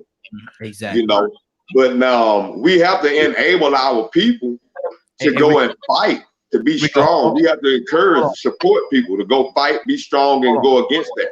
Hold on one second. Somebody got a conversation going on in the background. Hey, mute your line. Somebody got a conversation going on in the background. Mute your line for me, so we can't hear your conversation. All right, go ahead, Rico. Rico, every time you talk, man, somebody gotta have something going on in the background, man. What's going on, brother? I ain't no telling, man. But you know, I was thinking earlier. I know when the conversation first started, we was talking about things going on with the rappers and this and that, and the despair in our community. The crime within our own, the things we do to ourselves, and that's an adaptive behavior. That's an adaptive behavior. I used to ask myself all the time, not to bring it and make it go back to a rap conversation or anything like that, but they showed the video of that King Von guy getting killed in Atlanta last week. And I get tired of seeing every time you see black people in altercation, number one, you don't see people breaking it up. You always see people running to it to try to contribute. So didn't nobody try to break up that fight, even though the reason why they were fighting each other and didn't even realize they were fighting each other. They just thought they just bumped into two enemies. So automatically these two black guys felt like, since we bumped into each other the wrong way, we supposed to handle it a certain way. Then another black guy jumps out the car and just say, well, before I even decide whether or not if I should break this up, because these guys actually are friends, I'm gonna just shoot the person that's fighting with my friend. Boom. But then we can sit back and watch George Floyd and just stop. What are shooting at then? Where's the urge to go and just get hands on and be physical automatically then? Because we have adapted to them being superior over us and them having the authority. So that's why the average white person can come around into a group of black people and feel like they got the authority to speak and say what their peace of mind is, like they are the police. And then when the police show up, the police are walking them first to get their side of the story. That's that slave master mentality. That is a domino effect. So it applies. The slavery mentality is this. Subconsciously, a lot of people still work under that process. Black and white have adapted to that slave mentality, where we are afraid to fight our oppressors as quick as we are to fight our brothers and sisters in the same community that are going through the same thing, the same racism, the same discrimination. So, I mean, we have to sit down and evaluate that, man. I mean, the only thing I know that can cause people to self-destruct like that is despair, loss of hope, but there's a system in place that can't create that devaluation or that despair, that hopelessness that we have in our community, that we wonder, why aren't these people trying more? Why is it that a person has to wait till they're 35 or 40 years old before they vote, and then they finally realize, man, it wasn't that bad. I actually feel good that I participated in something positive. Even if I feel like my vote didn't count, I did something because it was the right thing to do. And sometimes that just feels good enough. Why is it that we have such a hopeless mindset to not want to participate in things that are positive? Absolutely. And that's much like the brother last night, man. I feel good that brother said he went out there and voted, man. He and his wife. I feel good behind that, man. He went out there and he and his wife voted together. We got a couple other callers. I want to touch these callers. Anna, you with us? God bless each and every one of you guys. Good morning. Good morning, young lady. I want to ask you the question, man. How do you, if you could write the story, you could write the book, and you can actually write the final chapter in this book. How would you like the Trump show to end as president? How would you like this Trump show to end? Because he's not doing nothing to help anybody. Won't leave office, won't do anything for COVID. How would you like? Anna, how do you want this Trump story, this Trump TV show to end? Okay, TV show. I like that. Okay, so first of all, when he was elected, I think everyone knew what he was capable of. Mm-hmm. So the ones that should blame themselves is anyone who voted for Donald J. Trump from the beginning. At this point, we already knew all these erratic behaviors are going to happen. Trump has mental issues. That's without a given, you know? With that being said, I still pray for him. You know, I know it sounds crazy, and I know, you know, it's like, oh, well, you know, he's the most evilest person. He is, but we're still called to pray for him. And we're, you know, those prayers might just make a change with this COVID. Those prayers might just make a change with other stuff. And I think if we think of it that way, instead of bring our human fleshy side to the table, we will have a better outcome. He's not going to cooperate. Everybody knew that. He's a sore loser, and everyone knows that as well. So, you know, with that being said, for me, that's what I do. Every day I pray for Donald J. Trump and his administration, because if we don't, you know, you actually have, I call them radical Christians, radical evangelists, that are actually out here praying for him not to lose. They still have faith and hope. I see it on my feed that I see it too. He's not going to concede. He's not going to lose. You know what I'm saying? It almost makes you feel like he has been set up by the enemy as one of the maybe antichrists throughout history. Wow. And it's just my opinion. That's where I stand with that. You know, so, you know, that's pretty much what I have to say, Raheem, about that. Exactly. Cassandra, what do you say to that? And Toya, come to you next. I absolutely agree with Anna. I've said it, and I just got through saying it a little while ago, that this man is preemptive of the Antichrist. He's not the Antichrist, but he is here to set some things in place that will open the doors for the Antichrist to come in, for those of us that believe that we're coming to that point. But it would be incumbent on all of us to prepare ourselves for what is coming.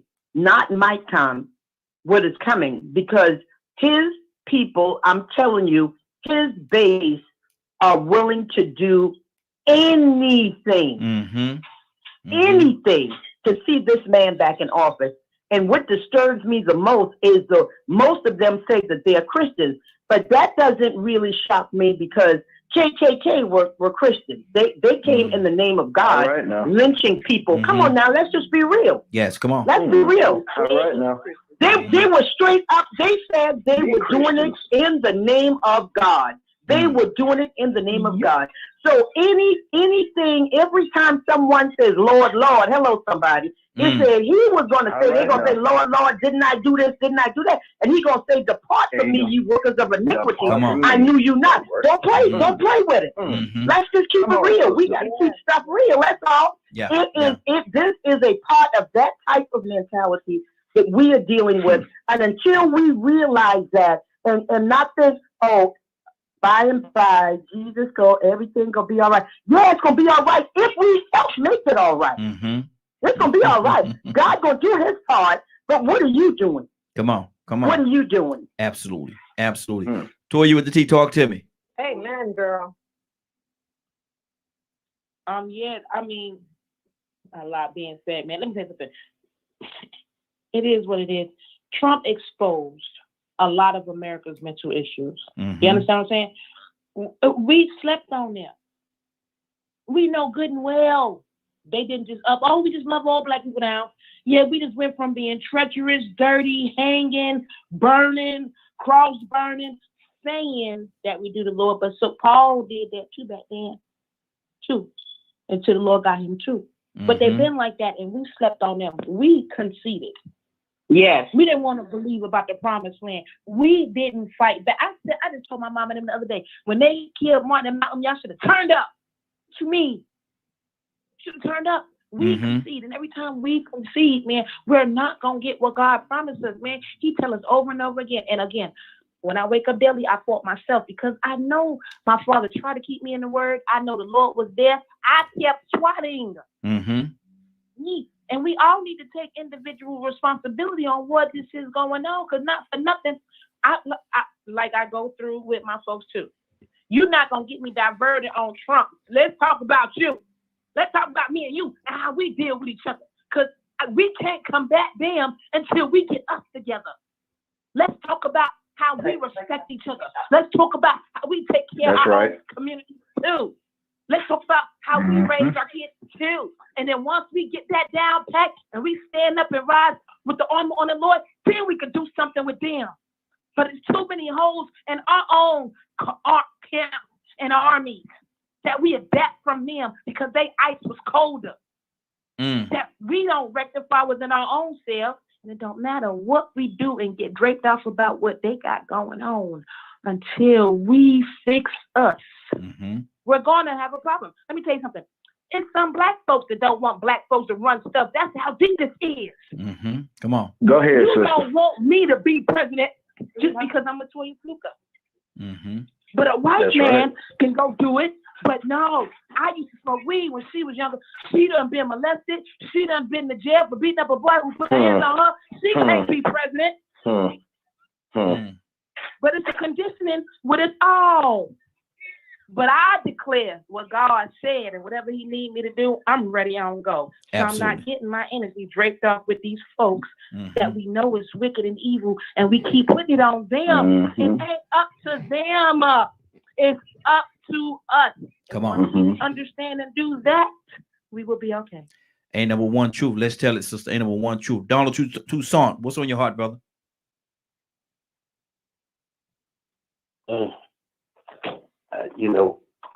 I get confused about how we conduct ourselves a lot of times, because when Jesus came on the scene, he wasn't asking anybody anything. When he comes back, he's not going to ask nobody.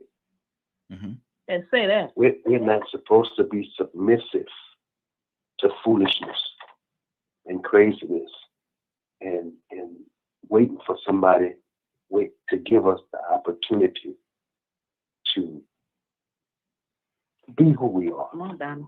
That's right. Just stop, trying to join somebody in their actions when they ain't doing nothing. Because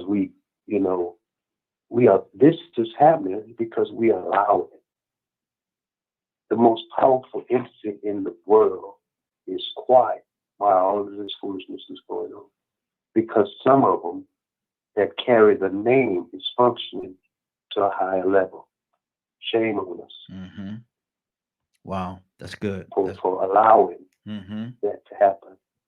Because the power that lies in us says greater is he that's in us. That's him that's in the world. So why are we so limited in our actions? Is it because we're submitting when we're not supposed to? Sure, I believe so. Wow. Surrendering. That's what it is. Adrian, what's on your heart, brother? Now, I know one of the things we're talking about here is we see the end of times coming and the way things are going. Have you all seen the mark of the beast over there in Atlanta yet? Out here in Texas, at the grocery store, No. there's a little out here in Texas at the grocery store. I noticed it in 2018 when I moved back from the Virgin Islands. Okay, I got off the jet and I went shopping. So I had to, have something taken off of my list. And I called a young lady over, and when she came over, she touched her finger to the glass and did the transaction. She was able to move my money around. She was able to void that transaction out of whatever it was. And I looked at her and I said, "What's going on?" She said, "Oh, that's a chip in my hand, in my finger." And now that's how it is in HEB with all of these millennials, these younger generations especially. You go in out here, HEB here in Texas, you say, "Hey, I need to have something taken off of here." They just touch the glass. And it does it. It's amazing. It's here. We are witnessing the beginning of the end. Y'all be prepared. He's coming, and he's coming in glory. I was astonished when I saw it. I told my mother back in Georgia. I said, "Mama, have y'all seen all that?" She said, "No, baby, we don't have that over here." The company is called HEB. Look them up. Right out here in Texas, and there's a lot of. Say what now? It was Wisconsin, I think, was the first one over here, and I think they've been doing it in Switzerland since like 2016. Oh, wow. And see, HEB, I believe they've been doing it for a while too. And it's just been spreading, but yeah, the market's here and it's coming even stronger. Absolutely. Bishop, talk to me.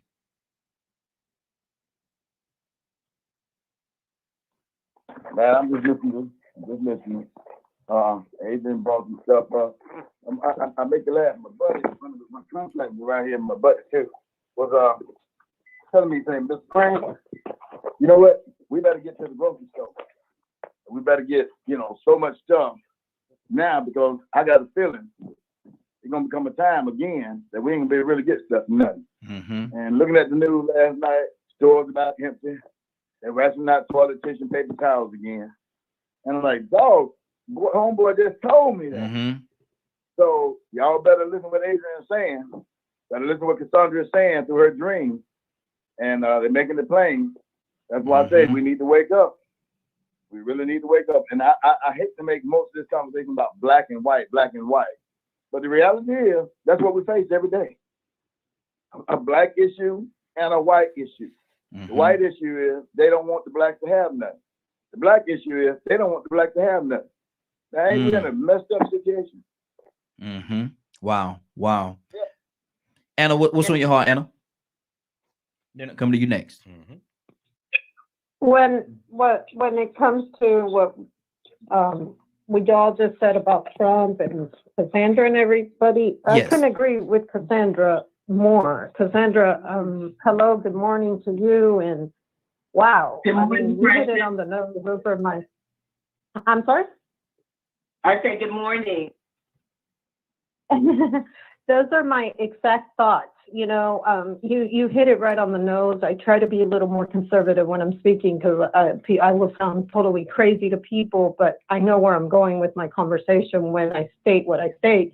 And thank you for that, because I think people really need to hear that, whether they believe in what you and I believe in. I do believe in that throughout history, and I believe that they're set up, and the enemy never knows, no one knows, but it sets up and it opens doors for the next level. So just thank you, and it's refreshing, for others to hear this so that they're conscious of what can happen and what can take place and what's going to take place next. Exactly. Okay, wait a minute, sister. God bless you. I don't mean to interrupt y'all thing, but we have to see and know that the devil is very cunning and very wise. When he went to Eve in that garden, when the devil went to Eve in that garden, he came very beautiful, very smooth. And that's how he allured her. The God tells us that in his word. These things that are sneaking into the world, they're coming very smooth. They're very convenient to us. They're very user-friendly. But if you're not very careful, that's going to be the demise, and it is the demise of the church. Mm-hmm. Judgment going to start at the house of prayer. Well, I don't think Adrian, she was saying that it wasn't. She was just making a point from her standpoints and from what what. Oh, yeah. So she wasn't saying anything. I don't think she was saying anything against that. Leonard, what's on your heart, brother? Yeah. No, not at all. I agree with her. Okay. I agree with her. Mm-hmm. Yeah. Okay. It's here. Good deal. Leonard?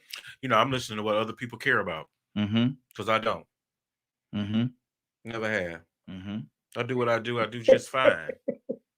I ain't rich, I ain't wealthy or whatever. But the thing I stand on is the fact that if you come and offend me, I will kill you. Come on, say it. What I look like worried about what somebody white don't do. Ain't nobody. They say we was the most violent and we so vicious and all that and this, that, and the other. Then we waiting on you. Since we're so violent. I'm pretty sure I can get a couple of my blue brothers and my red brothers together. Yeah. When need be. Who they say let violence be met by violence? Let it be met by violence by violence. If that's what you want to do. Was that Hoover? Yeah, hey. It can be who it want to be. You ask people about the question, how you like to send it end up? How about crucifixion? How about the guillotine? How about death sentence shooting on the front lawn? You talking about cutting the man head off, man? Yeah, I think you got soldiers there killing the field for far less. So you think I'm supposed to have some compassion? And you preachers better get yourselves together and start praying against the devil and quit praying for him. There's a difference. Every day, even from the first day he was elected. I've never said that. Well, maybe Jesus gonna help be all right. Oh, Jesus do this. Jesus don't help the devil. Every time the devil came to him, what he tell him? Cast him. Get thee behind me, Satan. Cast him. Period. Cast him. So if you think you're going to keep, somehow the devil going to do right by you or whatever, all this crap, and you're running around here scared about the end of days been the end of days for 300 years. So are you saying like the story about the guy that befriended the snake, and the snake bit him, and the snake said, well, he's a snake. What do you think I was going to do? What you thought he was going to do? Too many of y'all are snake handlers, and that's the problem. Did you call them snake handlers, brother? You're doing everything you want to do. You claiming to be this and claiming to be that. But yet you worry about what the white man down the street gonna do. I don't understand. I don't understand why you ain't been doing what you've been doing. Y'all got hoods and everything else. And when they talk about how vicious we have been for so many years, but y'all worried about them. That does not make sense to me.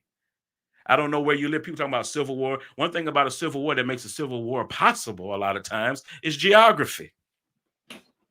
Think about it. It was the North against the South. Yes, not black against white. It was the North against the South. Exactly. So it's great to be in a democracy when you can deal with things civilly. All you had to do was go vote. That's all you ever had to do. Yeah. You didn't have to go down there with a rifle and demand nobody do nothing. Go vote. When no shotgun wedding. I don't understand this concern, this worry.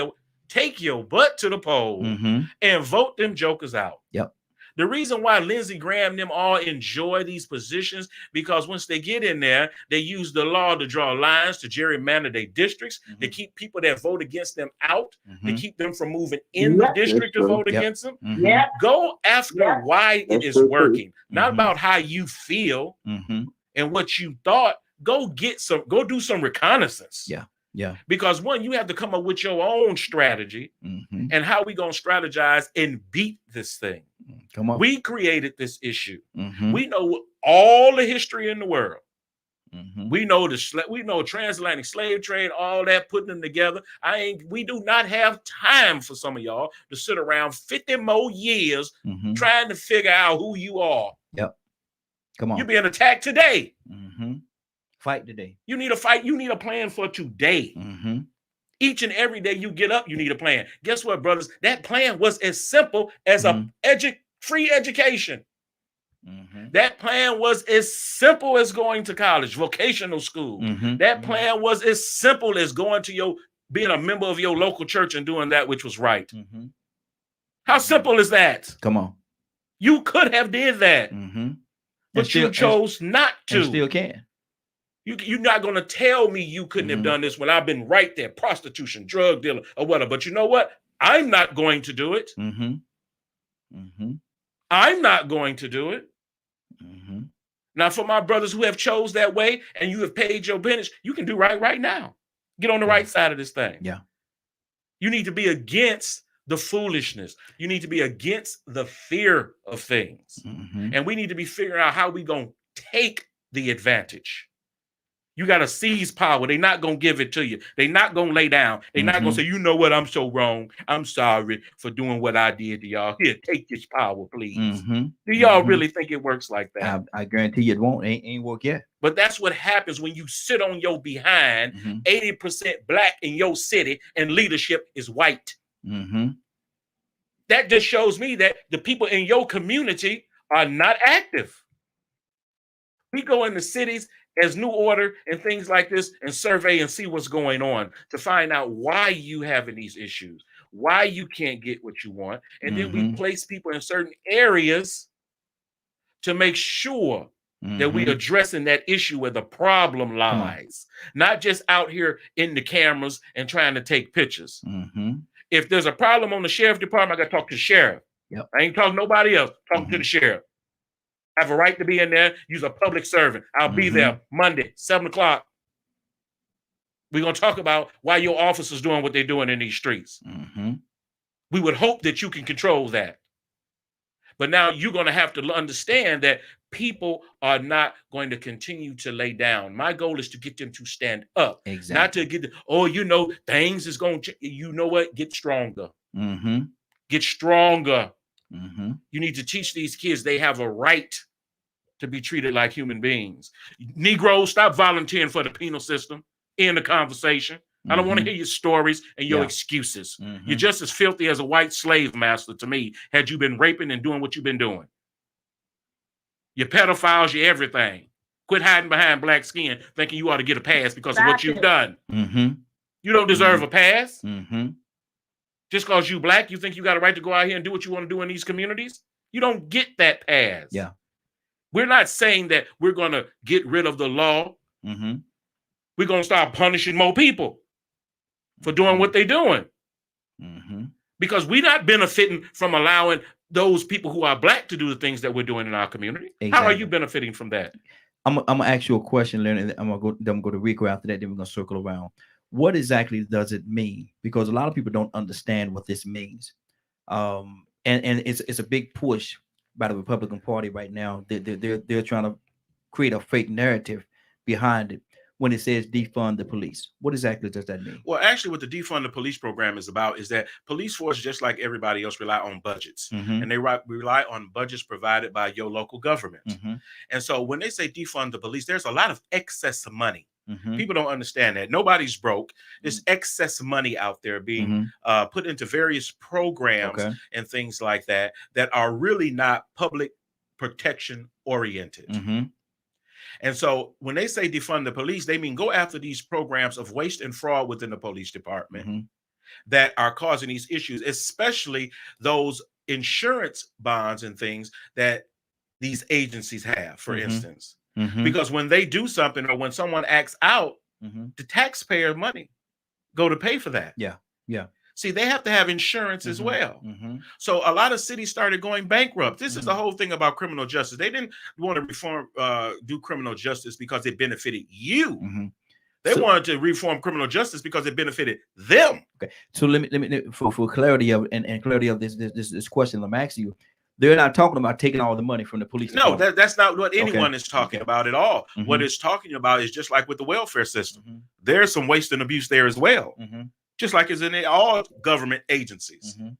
So one, if you go after the waste and abuse, usually it's consumed by those that are stealing. Come on. You see what I'm saying? Reality. See, I may only need 5 million, but I write it up for 8. You understand how that works? And then you have another mechanism that goes back to see if you actually even spent what you asked for. Because if you don't spend what you asked for, guess what? They shorten your budget. So they have to keep spending in order to keep getting more money. So this whole defund the police is that issue. It's not strip police departments of their ability to do their jobs. It's not that. So what is this narrative that the Republican Party is trying to put out there? They're gonna defund the police. They're gonna defund the police. You ain't gonna be able to get no police officer to come and do this for you. Well, some of y'all been living in communities. Y'all know how long it takes for the police, the ambulance, and the fire department to get to where you at. So I mean, I'm just saying. Who's gonna be waiting? Now, white folk can wait 5 minutes if we don't wait 500 years. They can wait 5 minutes. Let me go to Rico. Hold on, Rico. What's on your heart? Toy, I heard you. I'm coming to you next. I'm gonna go back to what Leonard was saying, because before most of our people could even understand some of those issues, they got to understand the basic concept of what he said, that we created most of these problems. We ourselves are the biggest contributors to the things that we're complaining about, that dysfunction. We adapted the behavior of deviant people and molded it into our community. Created our own rules. They call them street rules. There you go, sir. You know what I'm saying? And so it is with us adapting that, embracing that, we didn't understand how much self-destruction we were causing ourselves, because somewhere we believe that's the route to go. That's the way it's done. I mean, if you look at And it goes back to the slave master having privilege and power to get away with doing wrong, having a free will, no consequence. Mm-hmm. Sooner or later, you're gonna think, okay, well, hey, bad guys win. Mm-hmm. Sometimes the bad guys win, but we have to hold ourselves accountable for indulging in that, because that's self-destructive. That's right. Man, I sort of got lost on what I wanted to say. I like what Toya said, man. I go along with that. I've been saying that to myself around in circles with other people a long time, and then Toya said something that clicked to me, and I felt like I was a little radical when I said this. But this vision that I saw was the fact that when Martin Luther King and Malcolm X did get killed, that's when the revolution was supposed to start. We dropped the ball then. We are in this situation because we sat on our butts. Integration made people sit on their butts and get comfortable. Yeah. And they stopped fighting. Now, it's one thing to be tired of fighting, but you just don't give up and submit or just assume, okay, well, you know what? I'll settle for this life long as they leave me alone. I'll settle for this. That's white folks stuff. Leave that alone. Let them have what they gonna have. To a certain extent, you have got to do that. But the main thing was people was tired of fighting. They turned into cowards. They lost courage. They didn't want to be the one that was beaten up at the lunch counter or had the dog sick on them in Birmingham. Mm-hmm. They didn't want that. So that was a lack of courage. They didn't want to sacrifice their health or whatever and fight for what was right. They were broken. Mm-hmm. What it pretty much boiled down to. But the thing is now that side of people also realize, you know what? We killed two of their greatest leaders, the president that was helping them and his brother, and they didn't come and kick our doors down with benchmarks like we did them. They were supposed to. So this is what we gonna do, because we know a human being can only take so much. And those niggas one day, they ain't gonna put up with this.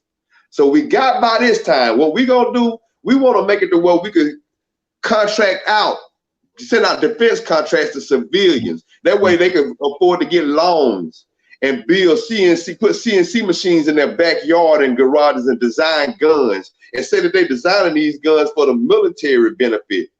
But really and truly, they just taking out their wildest dreams of creating weapons and having the right to create weapons. I don't know of any black people that's manufacturing guns. No. I don't know of any black people that's getting defense contracts. But see, now they have the opportunity to do that. They can make these weapons and sell them to the military or keep them for themselves and just say, hey, this is for the process of science. We got all these different guns that the military ain't got just because we want to sell them to the military and see if they want to buy them. We just gonna design all these different weapons. And if anything jumps off, we way more up the creek now. Back then we could have fought. Back then we could have had some lynch mobs and went and got our own justice. But right now, this Civil War thing, I'm not worried about a Civil War, because first off, we ain't ready for one. I wouldn't care if we went and bought every gun on the shelf. We ain't ready for a Civil War. And number two, I don't think they're ready for one. But some want it. Some do want it. I mean, these people that design bombs and guns, why would they invest that money and not want to see it in action? Why would somebody design a nuclear bomb and then not want to actually see the product of it?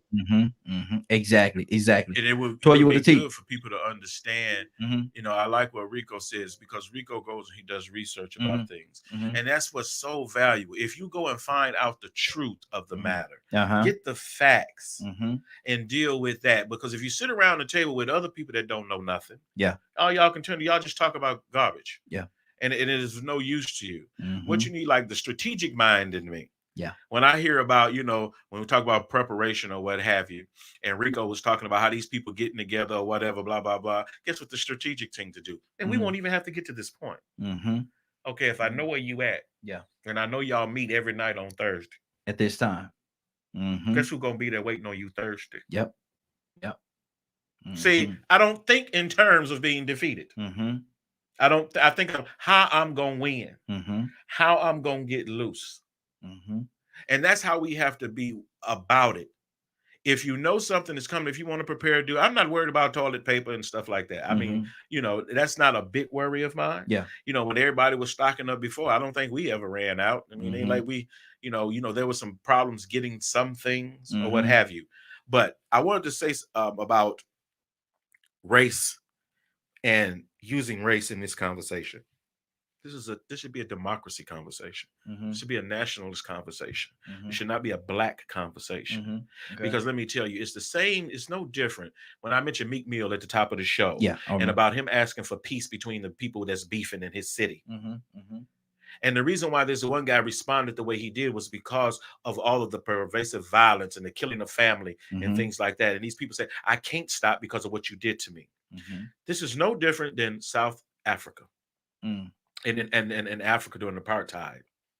And now they have reconciliation councils in Africa where some of the worst in me, I'm not talking about folks that just did this, that. No, I'm talking about folks that you saw with your own eyes, rape your mama, chop your daughter's arms and legs and stuff off. The people still there. Yeah. So these reconciliation councils are set up to try to mend. Because imagine how hard that would be. Now, come over here. Crips, Bloods, whatever. Lives have been lost. It takes that complex of level, that complexity to get in and to understand what each side has lost to mend that bond. Now, we don't know what the debt may be on the street for this. Okay. But we need to accelerate it to be paid to get these people to come together. Whatever it is we have to do. We have to get these these groups and these factions to understand there is no use in you fighting alone. Yeah, good deal. So we're going to have one thing that a lot of people have that a lot of Black folks don't is organization. If you own a block or whatever, I know those people who are big on the block, not them little dope dealers just run around them nickels and dimes, but they'll tell you when everybody's business is about to get shut down. You understand? I remember a scene from one of my good movies where, I can't even remember the name of the movie, but anyway, my man tells Willie, I understand your strength, but you got to have some vision. Exactly. You have to have vision. And that's one of the things too. I see it all the time about our young people, man. I see it all the time about our young people, man. They're not afraid.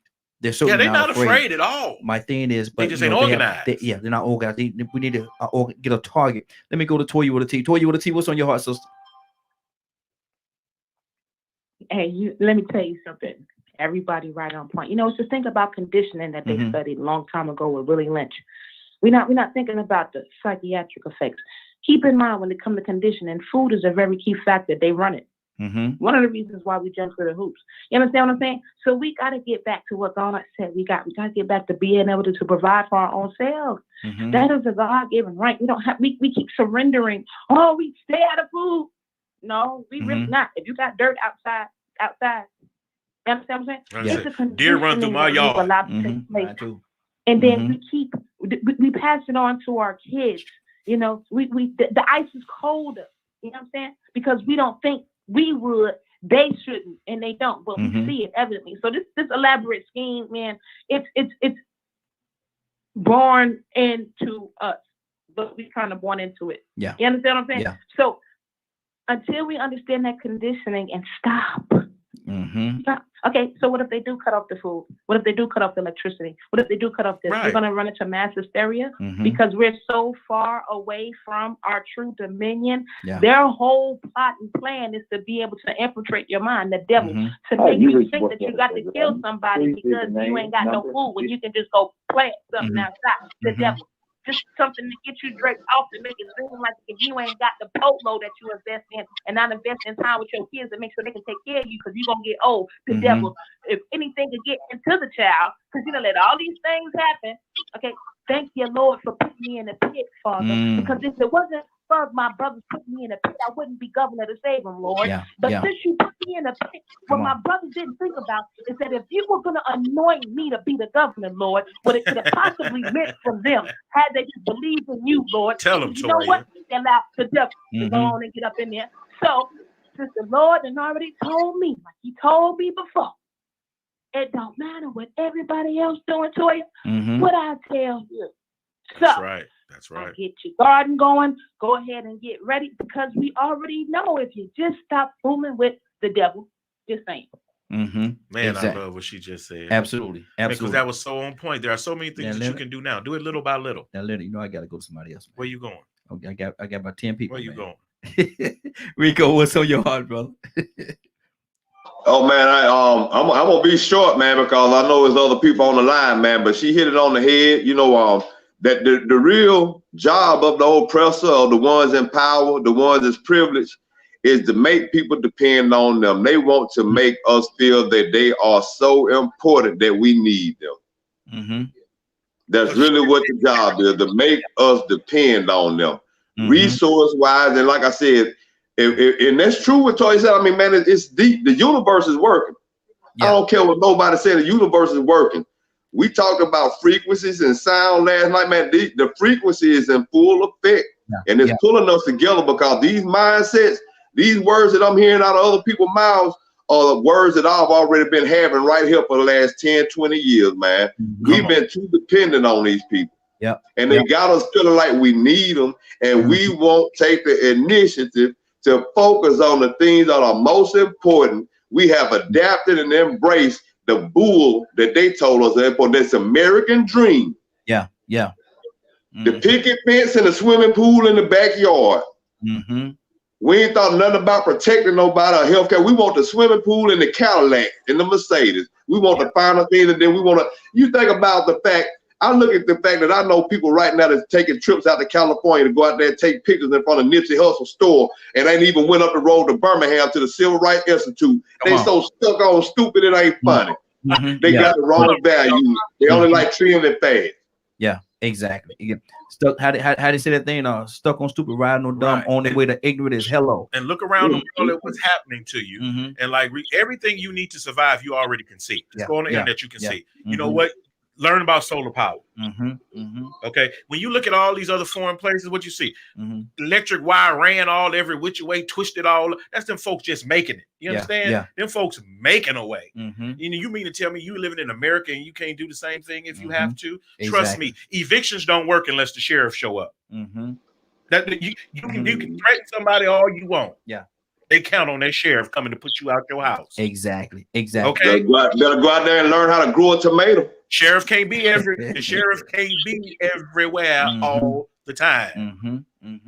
Good deal. Let me go to Cassandra, and after that, going to Anna. Cassandra, what's on your heart? Cassandra Green, Pastor Green. Wake up and go to sleep. Cassandra, you there? And while we're waiting on folks to come back on, we have to realize, remember, all you soldiers need to be aware of the drawdown that's going on right now. And there's some very serious implications there when it comes to Iraq and the drawdown of troops there that your president is still doing. Something that should really take until the spring. He's trying to force it to happen in a couple of days. But also, you have to also understand that the rest of the world has decided to go into an economic agreement. Good deal. Hold on. Let me go. I try to go to Cassandra, but Cassandra, I think she may have maybe another line or whatnot. But let me go to Anna. Anna, you there? Yes, I'm here. Good okay. morning. What's on your heart? I'm not able to I know this is totally changing the subject, but this way out Wednesday. I just have to commend. Yeah, I just totally have to commend these teachers. I just saw Nathaniel's first period teacher. As you guys know, they're doing virtual. I don't know what everybody's doing everywhere else, but in my household, they're doing virtual. And she's sitting there with her kindergartner in class, and she's giving class. She didn't realize the phone, wasn't the computer wasn't muted. So she's trying to help her child. And I just want to commend them because I saw another one sometimes like 2 weeks ago. She was with her grandbaby, and it's wow, because we're already super women, but these are some like real heroes right now because it must be hard with them, teaching and then having their own children or their grandchildren or whatever their situation is at home. and still doing it with grace and just Yes. being the Yes. best teachers ever. And it just got in my heart. It's just so beautiful. So that was, and I'm sorry I got off topic because I know you guys were talking about, I don't even like talking about him. It's like depressing. But yeah, Exactly. I know you guys were talking about him, but it just got into my heart because I'm just looking and I'm like, wow, she's really busy with her own child, but yet she's teaching this whole class of 30 students. So, you know, they're to be commended. And just if you guys can, just thank one of them, you know, for their, or all of them for their great work, because that takes a lot. So Also, that's it. make sure you all are contacting, leaving voicemails and sending emails to your Board of Education. Y'all got to keep these kids at home. Exactly. Y'all And got to keep these kids at home. And let's talk about that. This is Way Out Wednesday, man. We can talk about whatever we want to talk about on Way Out Wednesday. So let me go here and Adrian, you still with us? Yes, sir. I'm still with you. Good deal. Appreciating the teachers for all that they do. And because a lot of times, you know, when the kids had to stay at home, a lot of times, you know, parents sometimes took the teachers for granted for what they do and the amount and the depth that they do it. But now that a lot of the kids are at home, you got great parents out here like Anna, man. She's doing a great job with her kids and a lot of other people that's here that's doing a great job with the kids having to be at home. But people miss them teachers, man. People miss the kids being able to go to school. Yeah, that was daycare for them. That was daycare for them. To be honest, a lot of parents, that was daycare for them and that was childcare. So I'll encourage anybody out there that parents, just like my mama used to teach us. She said, you got to go to school. She first started teaching us at home. I remember my desk that my mom used to sit me at when I was a little boy growing up there in her house. And she said, I'm going to teach you and I'm going to raise you here. You better not give these teachers no trouble out here because I'm not going to be able to be with you all the time. Okay. My mom, she ran the house. She worked. She had several jobs. She ran businesses. And she said, when my back is turned, you better be behaving. Now, if a teacher does something to you that you don't like, you come and you tell me, and you better not tell me no lie. Because if I find out it's a lie, not only am I going to get you, I'm going to let them get you. That's what my mama taught us. So I do have to commend teachers out there, these ladies and gentlemen that have that kind of patience with these little children, pre-K, and then they have their own families too. That's a lot of patience and that's a lot of love. And there's a young lady I met the other day. Matter of fact, I appreciate the sister right there for just giving shout outs. She's not listening. There's a young lady that I met out here, y'all, that I am smitten by. She is a director of a Boys and Girls Club here in Austin. She does a dynamic job. She's 26. She gets out there early in the morning. She received a very large donation from us the other day, and she was out there getting it like I was getting it. I mean, I said something, and she looked at me, she said, Ada, she said, what? She flexed those muscles. She said, she said, I got this. And I was like, oh, wow. Okay. Very impressive. And I'm not going to lie, I'm starstruck. You know, I might be in love. So I would commend all teachers out there. Rico, he was doing good. Out there. He was doing good, Every Rico. one of y'all, I'm still doing good. I commend every one of y'all. Keep doing a good job and keep instilling greatness in our future kids. Exactly. Rico, talk to us about them teachers, man. Cassandra, if you're still with us, I'm coming to you next. You know, I had a conversation the other night with a woman that went to the same elementary school that I went to. And for some reason, not only the people that I went to this elementary school with, but people that went to the elementary school after me that didn't know, remember this one teacher's name. This one teacher, man, when I tell you she made and expected nothing but excellence out of her young black men and black women.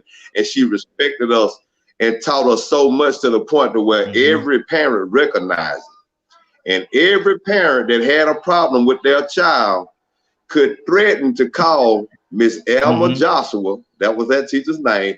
They could threaten to call that woman and make you act right. And if you thought they was playing, and they called it a bluff, called your bluff, and call that teacher. That teacher will get on that phone and get you straight. Because she was so respectful and so classy and had so many standards. She called us by our last name. Mr. Jackson, do you have your homework? That's right. Miss Williams, do you have your homework? Mr. Jackson, I know you're not talking out loud in my class. I know you, man, she showed us what she expected out of respect, what we were supposed to do. Man, that went so far. So some of those teachers are daycares. Some of those teachers are child care. Some of those teachers are child rearing. Believe it or not, some of those kids go to school to get some of the best attention and positive reinforcement they could ever get. And not only positive reinforcement, but some direction.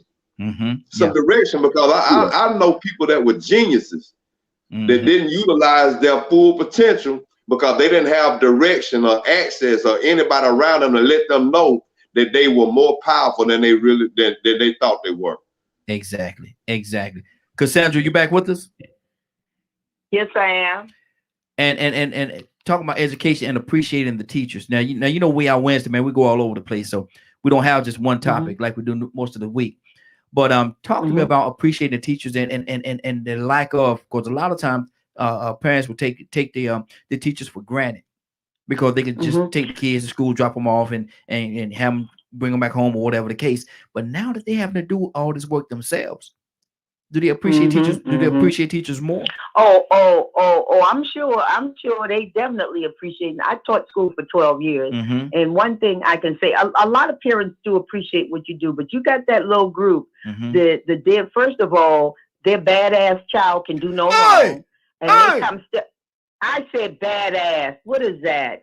She said it again. That's 2 to 5 in the county. That's what that is. A real word.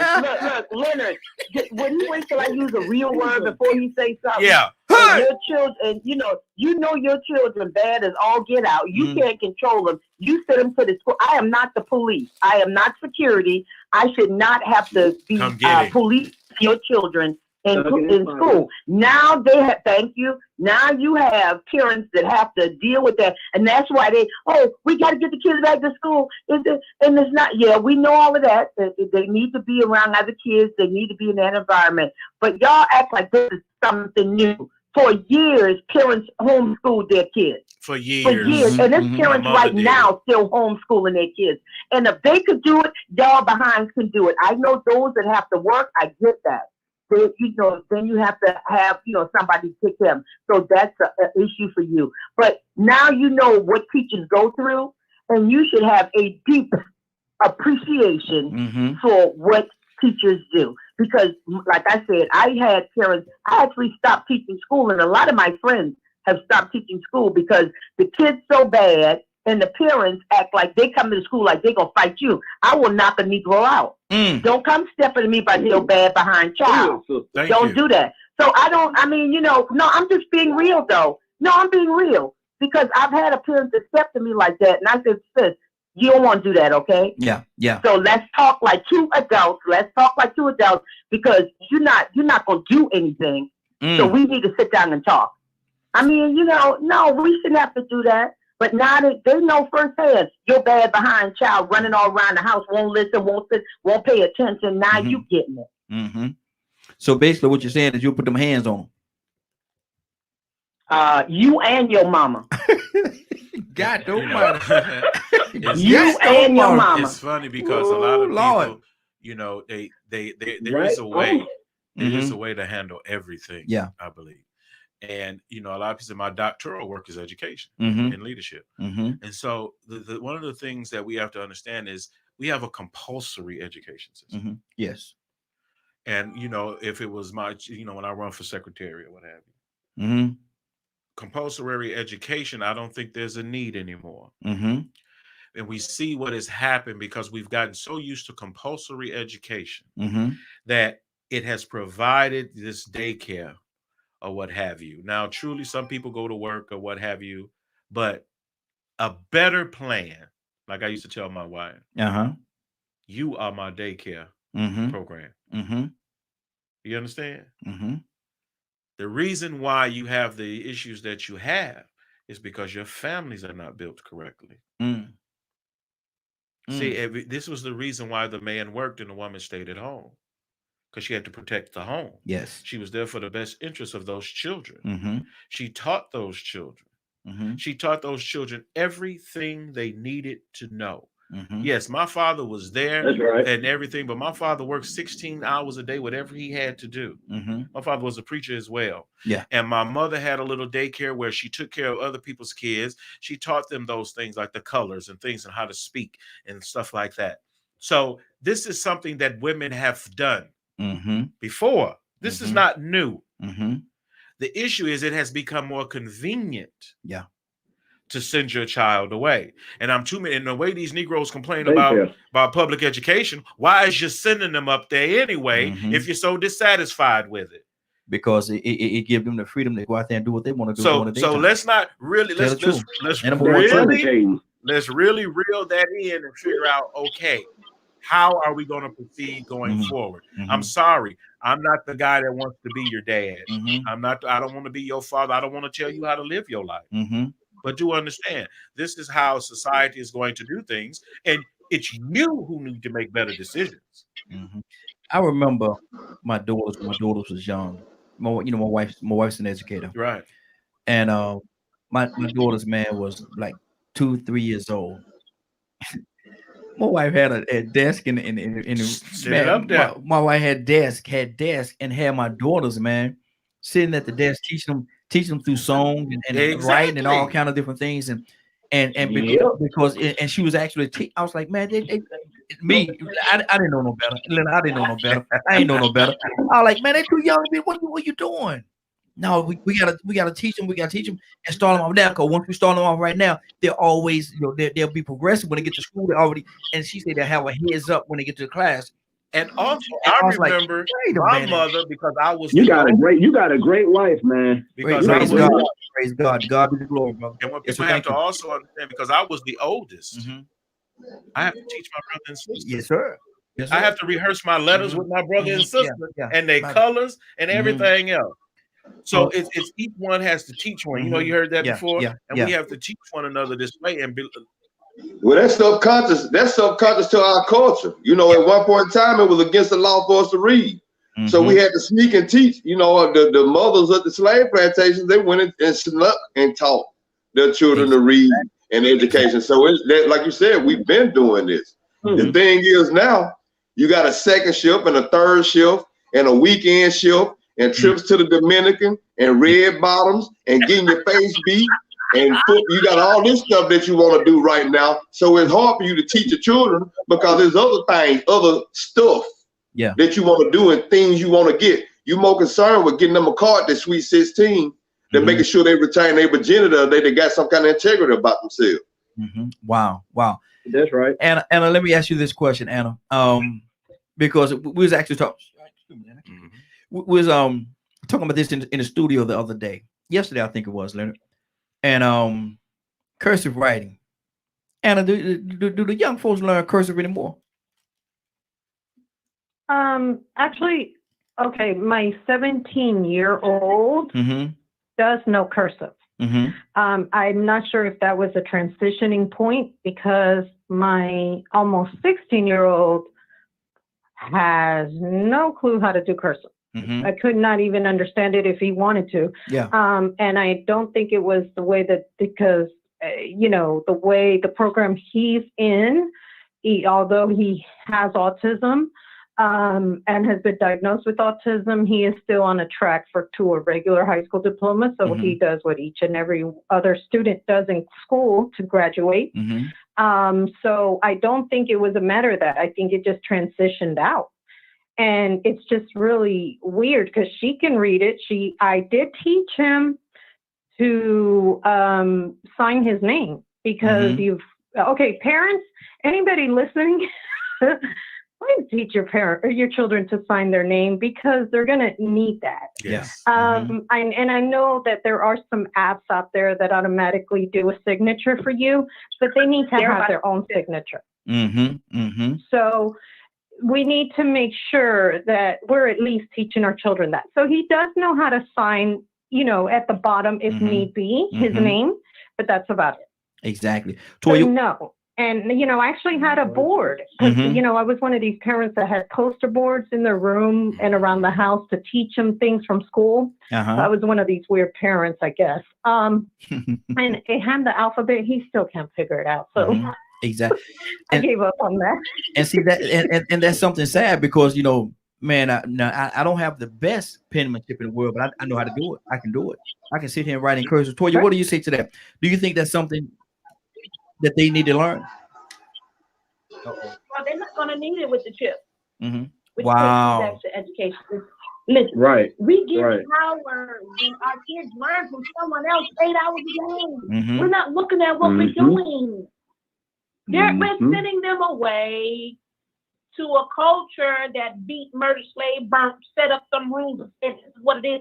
And we believe and trust another than them to say that they can educate our children and what they're doing. Because listen, how the teacher gonna focus on me plus another 28, and you at home with me don't want to focus on me and the 3 you made? It's just a lot that we're gonna go through because we look to learn from our parents.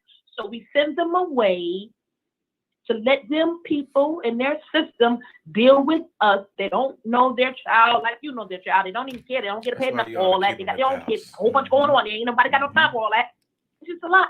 They drunk. And then they come home and we think they're gonna listen to us. We spend 3.5 hours with them.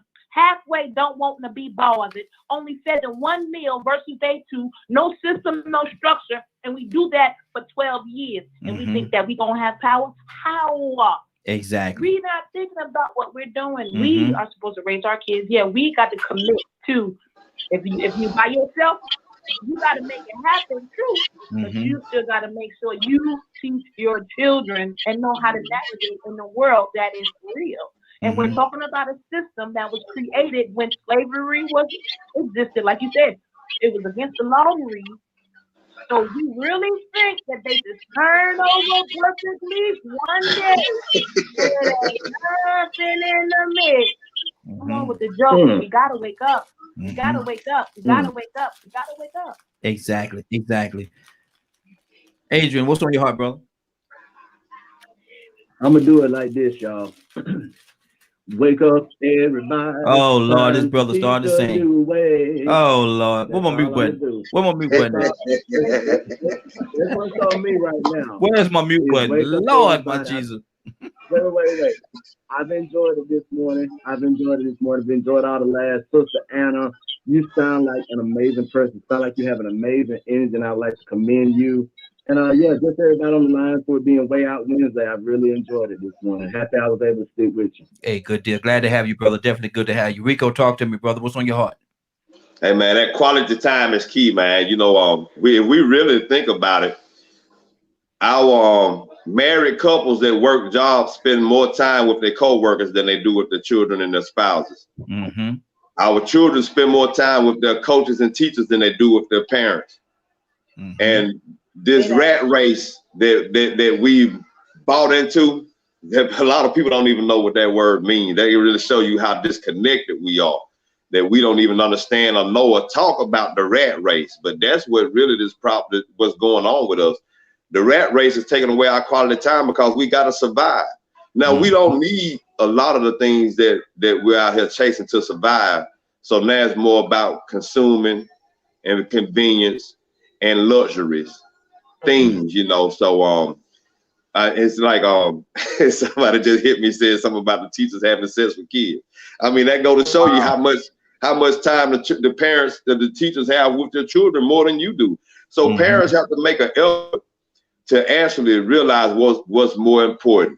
I don't like this division between women and men. I think we're equal, but women are important. Mothers are more important. Mothers are the first teachers. I learned how to tell time on a hand watch before I went to school, before I even hit first grade. I actually went to school early because I was smart enough to do the work. Due to my parents and the people that spent time with me to teach me how to use my brain and use logic and to comprehend. So that starts at home. We question a lot of what's going on, and we act like we don't really know what the problem is. But the problem is second shift, third shift, 12 hours, weekend shift. Yeah. That didn't exist. At one point in time, you couldn't go to a store on Sunday. If you didn't do your shopping on Saturday, you was out of grass on Sunday. Yeah. Mm-hmm. That's what it was, you know. In the country. You was up the creek without a what? Without a paddle, you ain't finna get me.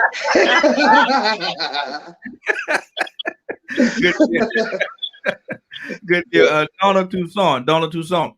Now, what do you think about the situation with the schools right now, man? Do we appreciate the teachers more because of the fact that we having to deal with the kids more on hand on hand now? What do you say to that, Donald? Yeah, I mean, some do. Mm-hmm. I mean, because all that time you've been sunk in school and you thought it wasn't important. And now you see you got to try to teach the kids and you don't know what's going on. Exactly. Mm-hmm. And all you can cry out is, go, please allow them to go back where they come from. Because they you know what the biggest problem is, and what I hate to say it, is we fit some parents feel like their kids are all of a sudden in their way. Mm-hmm. They can't do what they want to do no more because they got to spend time with their children. Exactly. That don't even make no sense. Exactly. But that's sad to say. Mm-hmm. But yeah, they appreciate the kids. I mean, teachers more now than they ever should. Mm-hmm. They can see that I'll be doggone, they really are underpaid. Yeah. Absolutely. Cassandra, I saw this comedian on TV, not on TV. I'm telling the untruth. It was on XM on Kevin Hart channel, and he was actually talking about the school situation and what was going on, and he said that his child got his paper back, test paper, and he had 2 F's on the paper, and he asked the child, he said, how you get 2 F's? You failed it that bad? He said the guy said no. The teacher said 1 F for me and one for you and one for you. That's yeah, exactly. Because let me tell you something. The work that these kids are doing now, most of these parents, even the college educated parents, have no dang going clue what's going on. Let's just be honest. Look, this is third grade math, and the parent looking going like, exactly. Let me get back to you on this one, and then gonna have to go Google the answer because they don't even know. I mean, let's just be honest. I mean, teaching is not an easy profession. Yeah. In the stuff that they are teaching kids now, whether they're relevant or irrelevant, they have to pass those courses in order to make it. And a lot of these parents have no dang on clue. Yeah, exactly. No clue. And it's so yeah, tell your mama 1 F is for her and 1 F is for you. Yes. And 2 F's on the paper. Yeah, she did good. I thought I was good at this sitting over in that corner. Leonard, talk to me, man. You got 2 F's on that paper, man. 2 and one. They said 1 of them for you, and 1 of them tell your dad 1 of them F's for him because he ain't did right. He ain't did right. What do you say to that? Man, it's so funny because we are very active in my son's lives when they're in school, and I got one that's 13. Do you understand that new math? Yeah, I teach math. That new math. I used to tutor math. That new math. Yeah. I don't know that new math, man. They talking about the steps and all this stuff. It's stuff. not because it's just something that comes to me. It's because I value the education I got, and I use a lot of that stuff regularly on the regular daily basis just for entertainment. You know, I'm a geek like that. Yeah. So I don't know how to do that new math. My son knows that we have very high expectations when it comes to education, and we try to get him to understand how important it is that he pay attention and learn this and try to apply it to something that he is going to need. Education is not just at school. Education has to be in an environment of learning. Your child has to be, and he should be able to learn at home and at school because the two go together. Most of the kids who don't succeed is because they don't do the extra work that's necessary to be successful in school. And then if you put a behavior problem on top of that, it just gets worse. Now, like I say, people's personal business is their personal business. So I try not to criticize people. But if you can't read, you don't have a baby, you better learn. Oh my God, how dysfunctional are you? Exactly. You can't read, you can't write, but you screwing. Now, come on, man. I mean, Go ahead, bro. if you gonna do something, if my mother used to say, your daddy's side got the brains, we got yours. I'm the common sense of the outfit. Okay. And so you have to have, and my doctoral work pointed out, expectations for education. There has to be an expectation of his peers. Yeah. There has to be an expectation of the educator and a parental expectation involved. And those components are very necessary for children to be successful. And there's a lot of, I'll call them, as my work calls them, social cultural factors that affect academic achievement. Okay. Now, every time somebody try to talk to y'all about them, y'all get offensive and y'all get mad, and that's why y'all in the situation y'all in. If you can't read, go learn. Yeah. If it's something that you're lacking, at least go get the general. You can take a free GED course online. You know, 9 times out of 10, you know somebody who can read and write.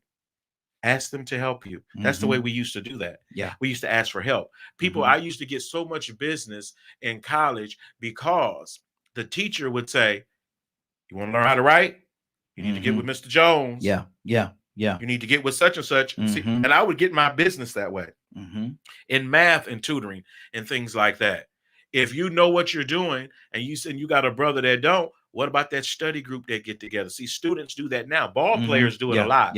Who are excellent athletes, but they suffer when it comes to the books. They don't know. So it's necessary for them to have tutors and study groups and everything to make up that deficit. Now, I also heard, and this is a totally different side. This is a sidebar right here. Ain't got nothing. Well, it has something to do with it. But some athletes I've talked to, they say they just pay people, man. Well, pay people for what? Take them tests. Get them Well, grades. I mean, if that's what they do, I mean, they have, like I said, their priority is not learning. Their priority is getting to the league. Their priority is playing ball.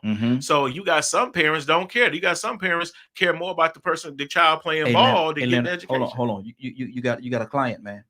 Who that? Anna, you there? And you know it's me, Leonard. I've been struggling with Nathaniel's math. Man, look, let me tell you guys what I do. So I'm like, what in the world? I mean, first I was all stressed out. I'm like, how am I going to do this? Oh my gosh. And so then I'm sitting here and I actually told the teacher, I said, look, I sit by Nathaniel each and every period.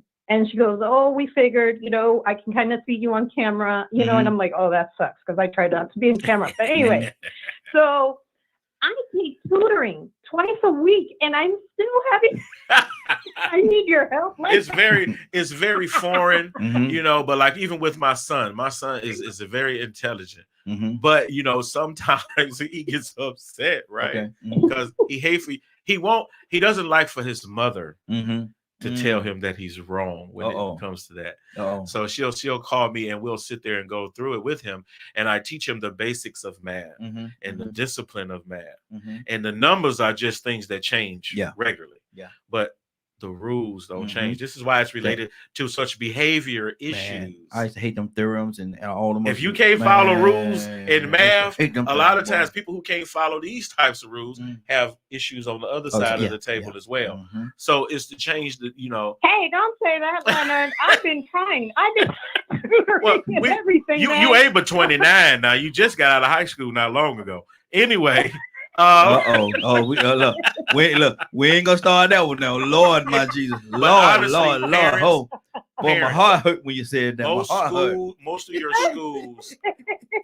Most of your schools have online resources for parents as well. Yeah. And we helped roll out the working with the Washington D.C. Education Council, and they had a project. I was the guy on the other side of the mirror. Okay. And it's the where they came in and talk about the core messaging when they first brought that forward, and more was going to be required of students, and it's more in-depth learning and conceptual things that your student has to achieve. Exactly. Like say for instance, in certain issues like science and things of that nature, math itself is kind of built in, but there were certain disciplines that we got to up the bar because remember, public education is based on the minimum. Yeah. Good now, deal. if your child exceeds, your child exceeds. Mm-hmm. If he falls below, he falls below. But remember, C is the standard. Average. That's average. Yeah, That's really all you have to be is average. Mm-hmm. Average don't ask you to do a whole lot. Yeah. Mm-hmm. And you can get by with that. I know a lot of students who may not have done the best K through 12, but when they got to college, they did much better too. I got a friend Leonard that actually lives in Augusta, and he told his kids, he tells his kids all the time, they'll never be average. And one day his son asked him, "Say, why can't we be average?" He said, "Because average is only the top of the bottom. That's all it is. That's really all it is. You just, if you average, you're just the top of the bottom." He said, and you're much better than that. And so when we talk about what we need to do, you got to remember when there was a huge migration of educators from the South to the North, they had to make that adjustment to be in that profession. And look how much more they got paid in the North. So a lot of educators went north, which was made education such a big deal. It's because everybody flocked there up north because of the higher pay. Now, when they retire, they come back to the South. Yeah, come back and with that up north money. Right. Rico, what's on your heart, brother? Gotta get out of here. Hey. Yeah, I was gonna say this real quick, man, because Leonard made a big point, man, and like I said, I like to see reading between the details, because if you look in between the details, a lot of times you'll see the source to a lot of problems or issues. And he said something very key. The public education system is based on giving you the minimum. That's huge, because if you make straight A's and top out at the minimum, most of the time we gonna celebrate those people that make straight A's and consider them as geniuses, and they gonna think that's all they got to do. They don't realize that it's still a whole nother level of excelling, an achievement that you can earn. AP classes, honors classes. Now, let's go back to what he said about how he went home and taught his brothers and sisters. That was something that was always, it was normal in our culture at one point in time too. And so that's something that we have to realize that the parents aren't doing. That's why the parents should get an F, because that teacher know that parent ain't sitting down with that child going over what they learned in school. Because if you sat down with your child when they were getting introduced to this new math, you would be getting introduced to it too. Exactly. Then you can comprehend that new math. So I mean, it really is. It really shows you how we want certain things to change, but we won't look at the simple things we need to do to change it. Sit down with your children and do the homework with them. Yeah, got to. Exactly. You know what I'm saying? Quit thinking that just because they make straight A's doing the minimum in public school, that you should expect them to be something great. You better tell them to take these honors and AP classes. You better tell them about college courses, dual enrollment. There you go. Good deal. Let me go to Cassandra. Cassandra, from your background in education, what is one of the main problems that we need to do, or that the parents need to do, in order so they don't have to get that second F on the papers?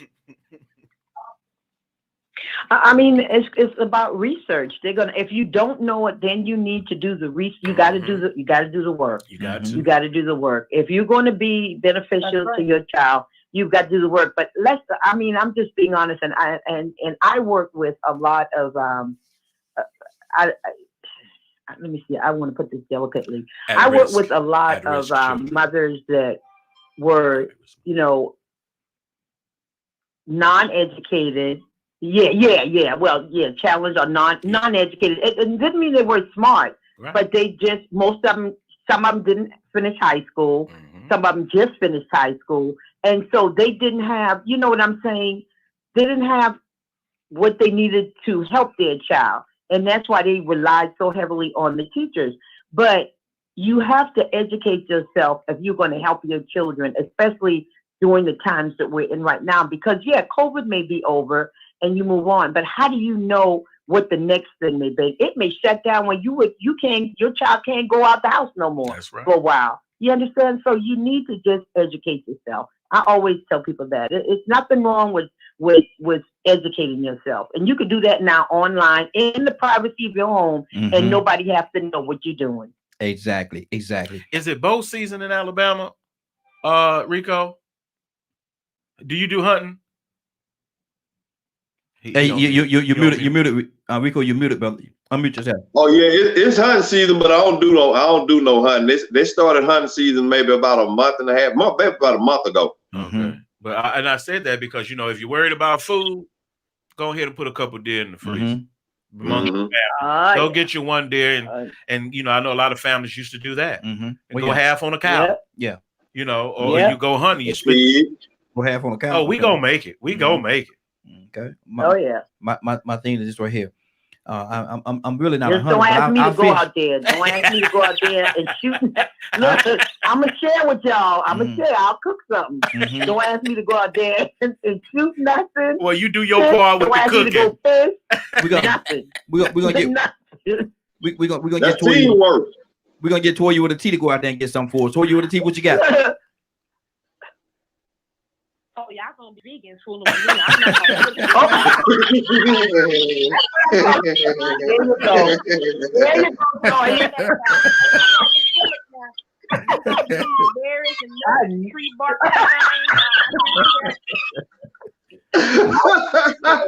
Look at him. Oh, yes. See, Man, I like meat. I love it. I ain't killing it. No.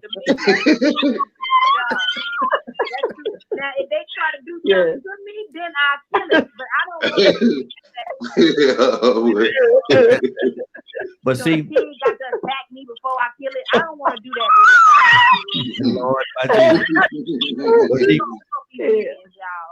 but see, the good thing about the best thing about this, I need to let y'all know the best thing about this. We got Anna, and Anna will kill it in a minute. Anna, what you gonna do? What you gonna do? What we eat? What's for dinner, Anna?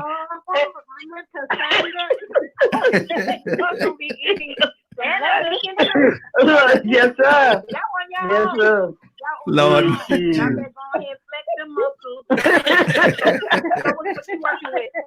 biggest time the women will back down there and be like, oh, yes, sir. You man, go ahead. Don't do it. Lord. I'll help you lower the gun. Yeah, go on. Now, Donald Tucson, I need to ask. Donald Tucson, I need to hear from you, brother. How is it when it's convenient we could be the man, but see, why would it? That's right. Me and Toya going hunt. Look, women know when to concede. That's one of them times. Y'all go right on the head. So get what you got. Do men. Do what you do, men. Donald Tucson, what do you say to that, man? When it's convenient, we could be the man, Donald. What do you say to that, man? Talk to me. Some conversations I don't get in the network. Oh. Ain't there something though? There's somehow there's somehow to work out. Rico, I know Rico, you ain't scared. You ain't scared. Why? Hey, man, y'all gonna laugh at me, man. I'll shoot it and let Leonard bring it back and good it.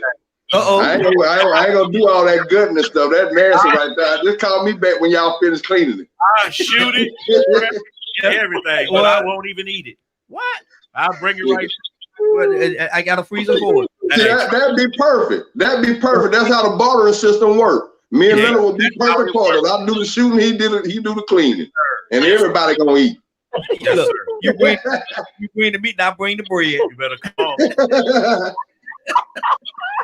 That's how we're gonna do this here, y'all. Listen, it's 10-11, man. We done gone over, man. It's been a great broadcast. I love Way Out Wednesdays, man. So I want to thank everybody for joining us, and more than that, thank everybody for allowing DCAM Media Group and associates to be a part of your morning. Anna, what's going on at 3 o'clock today? At 3 o'clock, if you missed the show, you can watch it in its entirety at www.dkmmediagroup.com. Good deal. Cassandra, pray us out. No. Good Lord. See. That's why, Adrian, that's why we call her the thug pastor. Go ahead, sister. Father, we just thank you right now for all that has been said and done on today. We thank you for all of the knowledge, all of the wisdom, but especially for the understanding that we got on some of the issues that we discussed today. We ask you to bless the hearers, God. But God, we especially thank you for those that are doers that will make the difference in our society and in the things that are important to us and to our lives, God. We honor you with everything that we have. We ask you to bless everyone under the sound of my voice.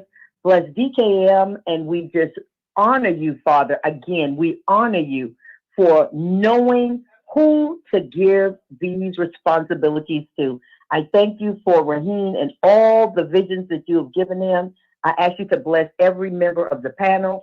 These and all other blessings we ask and pray in Jesus' name. Amen. Amen. Amen. Leonard.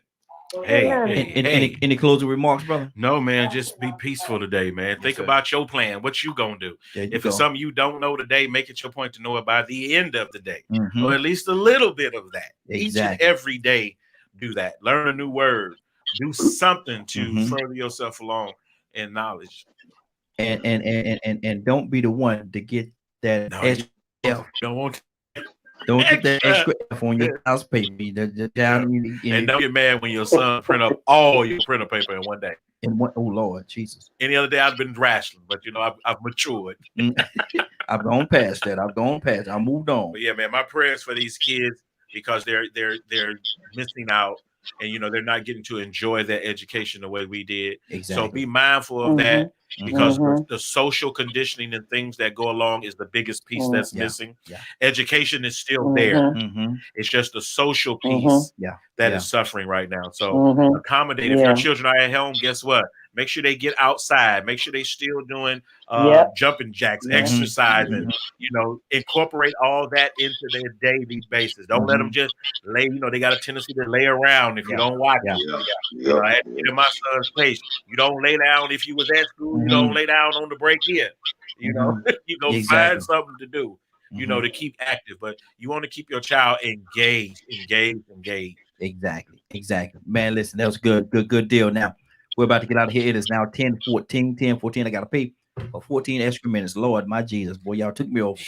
But y'all have a great day, man. This is 10:14. You're about to exit the Morning Glow. But before you go, I want you to do me two favors, if you will. One, I want you to continue to pray for us, because we're certainly praying for each and every one of you. Number two, why this is real simple. I want you to go out there, find somebody, and give them a hug, because you never know. It could be the only hug that they get, or it could very well be their last. Love you, and ain't nothing you could do about it. Have a great day and a better tomorrow. We shine some light on you from the Morning Glow.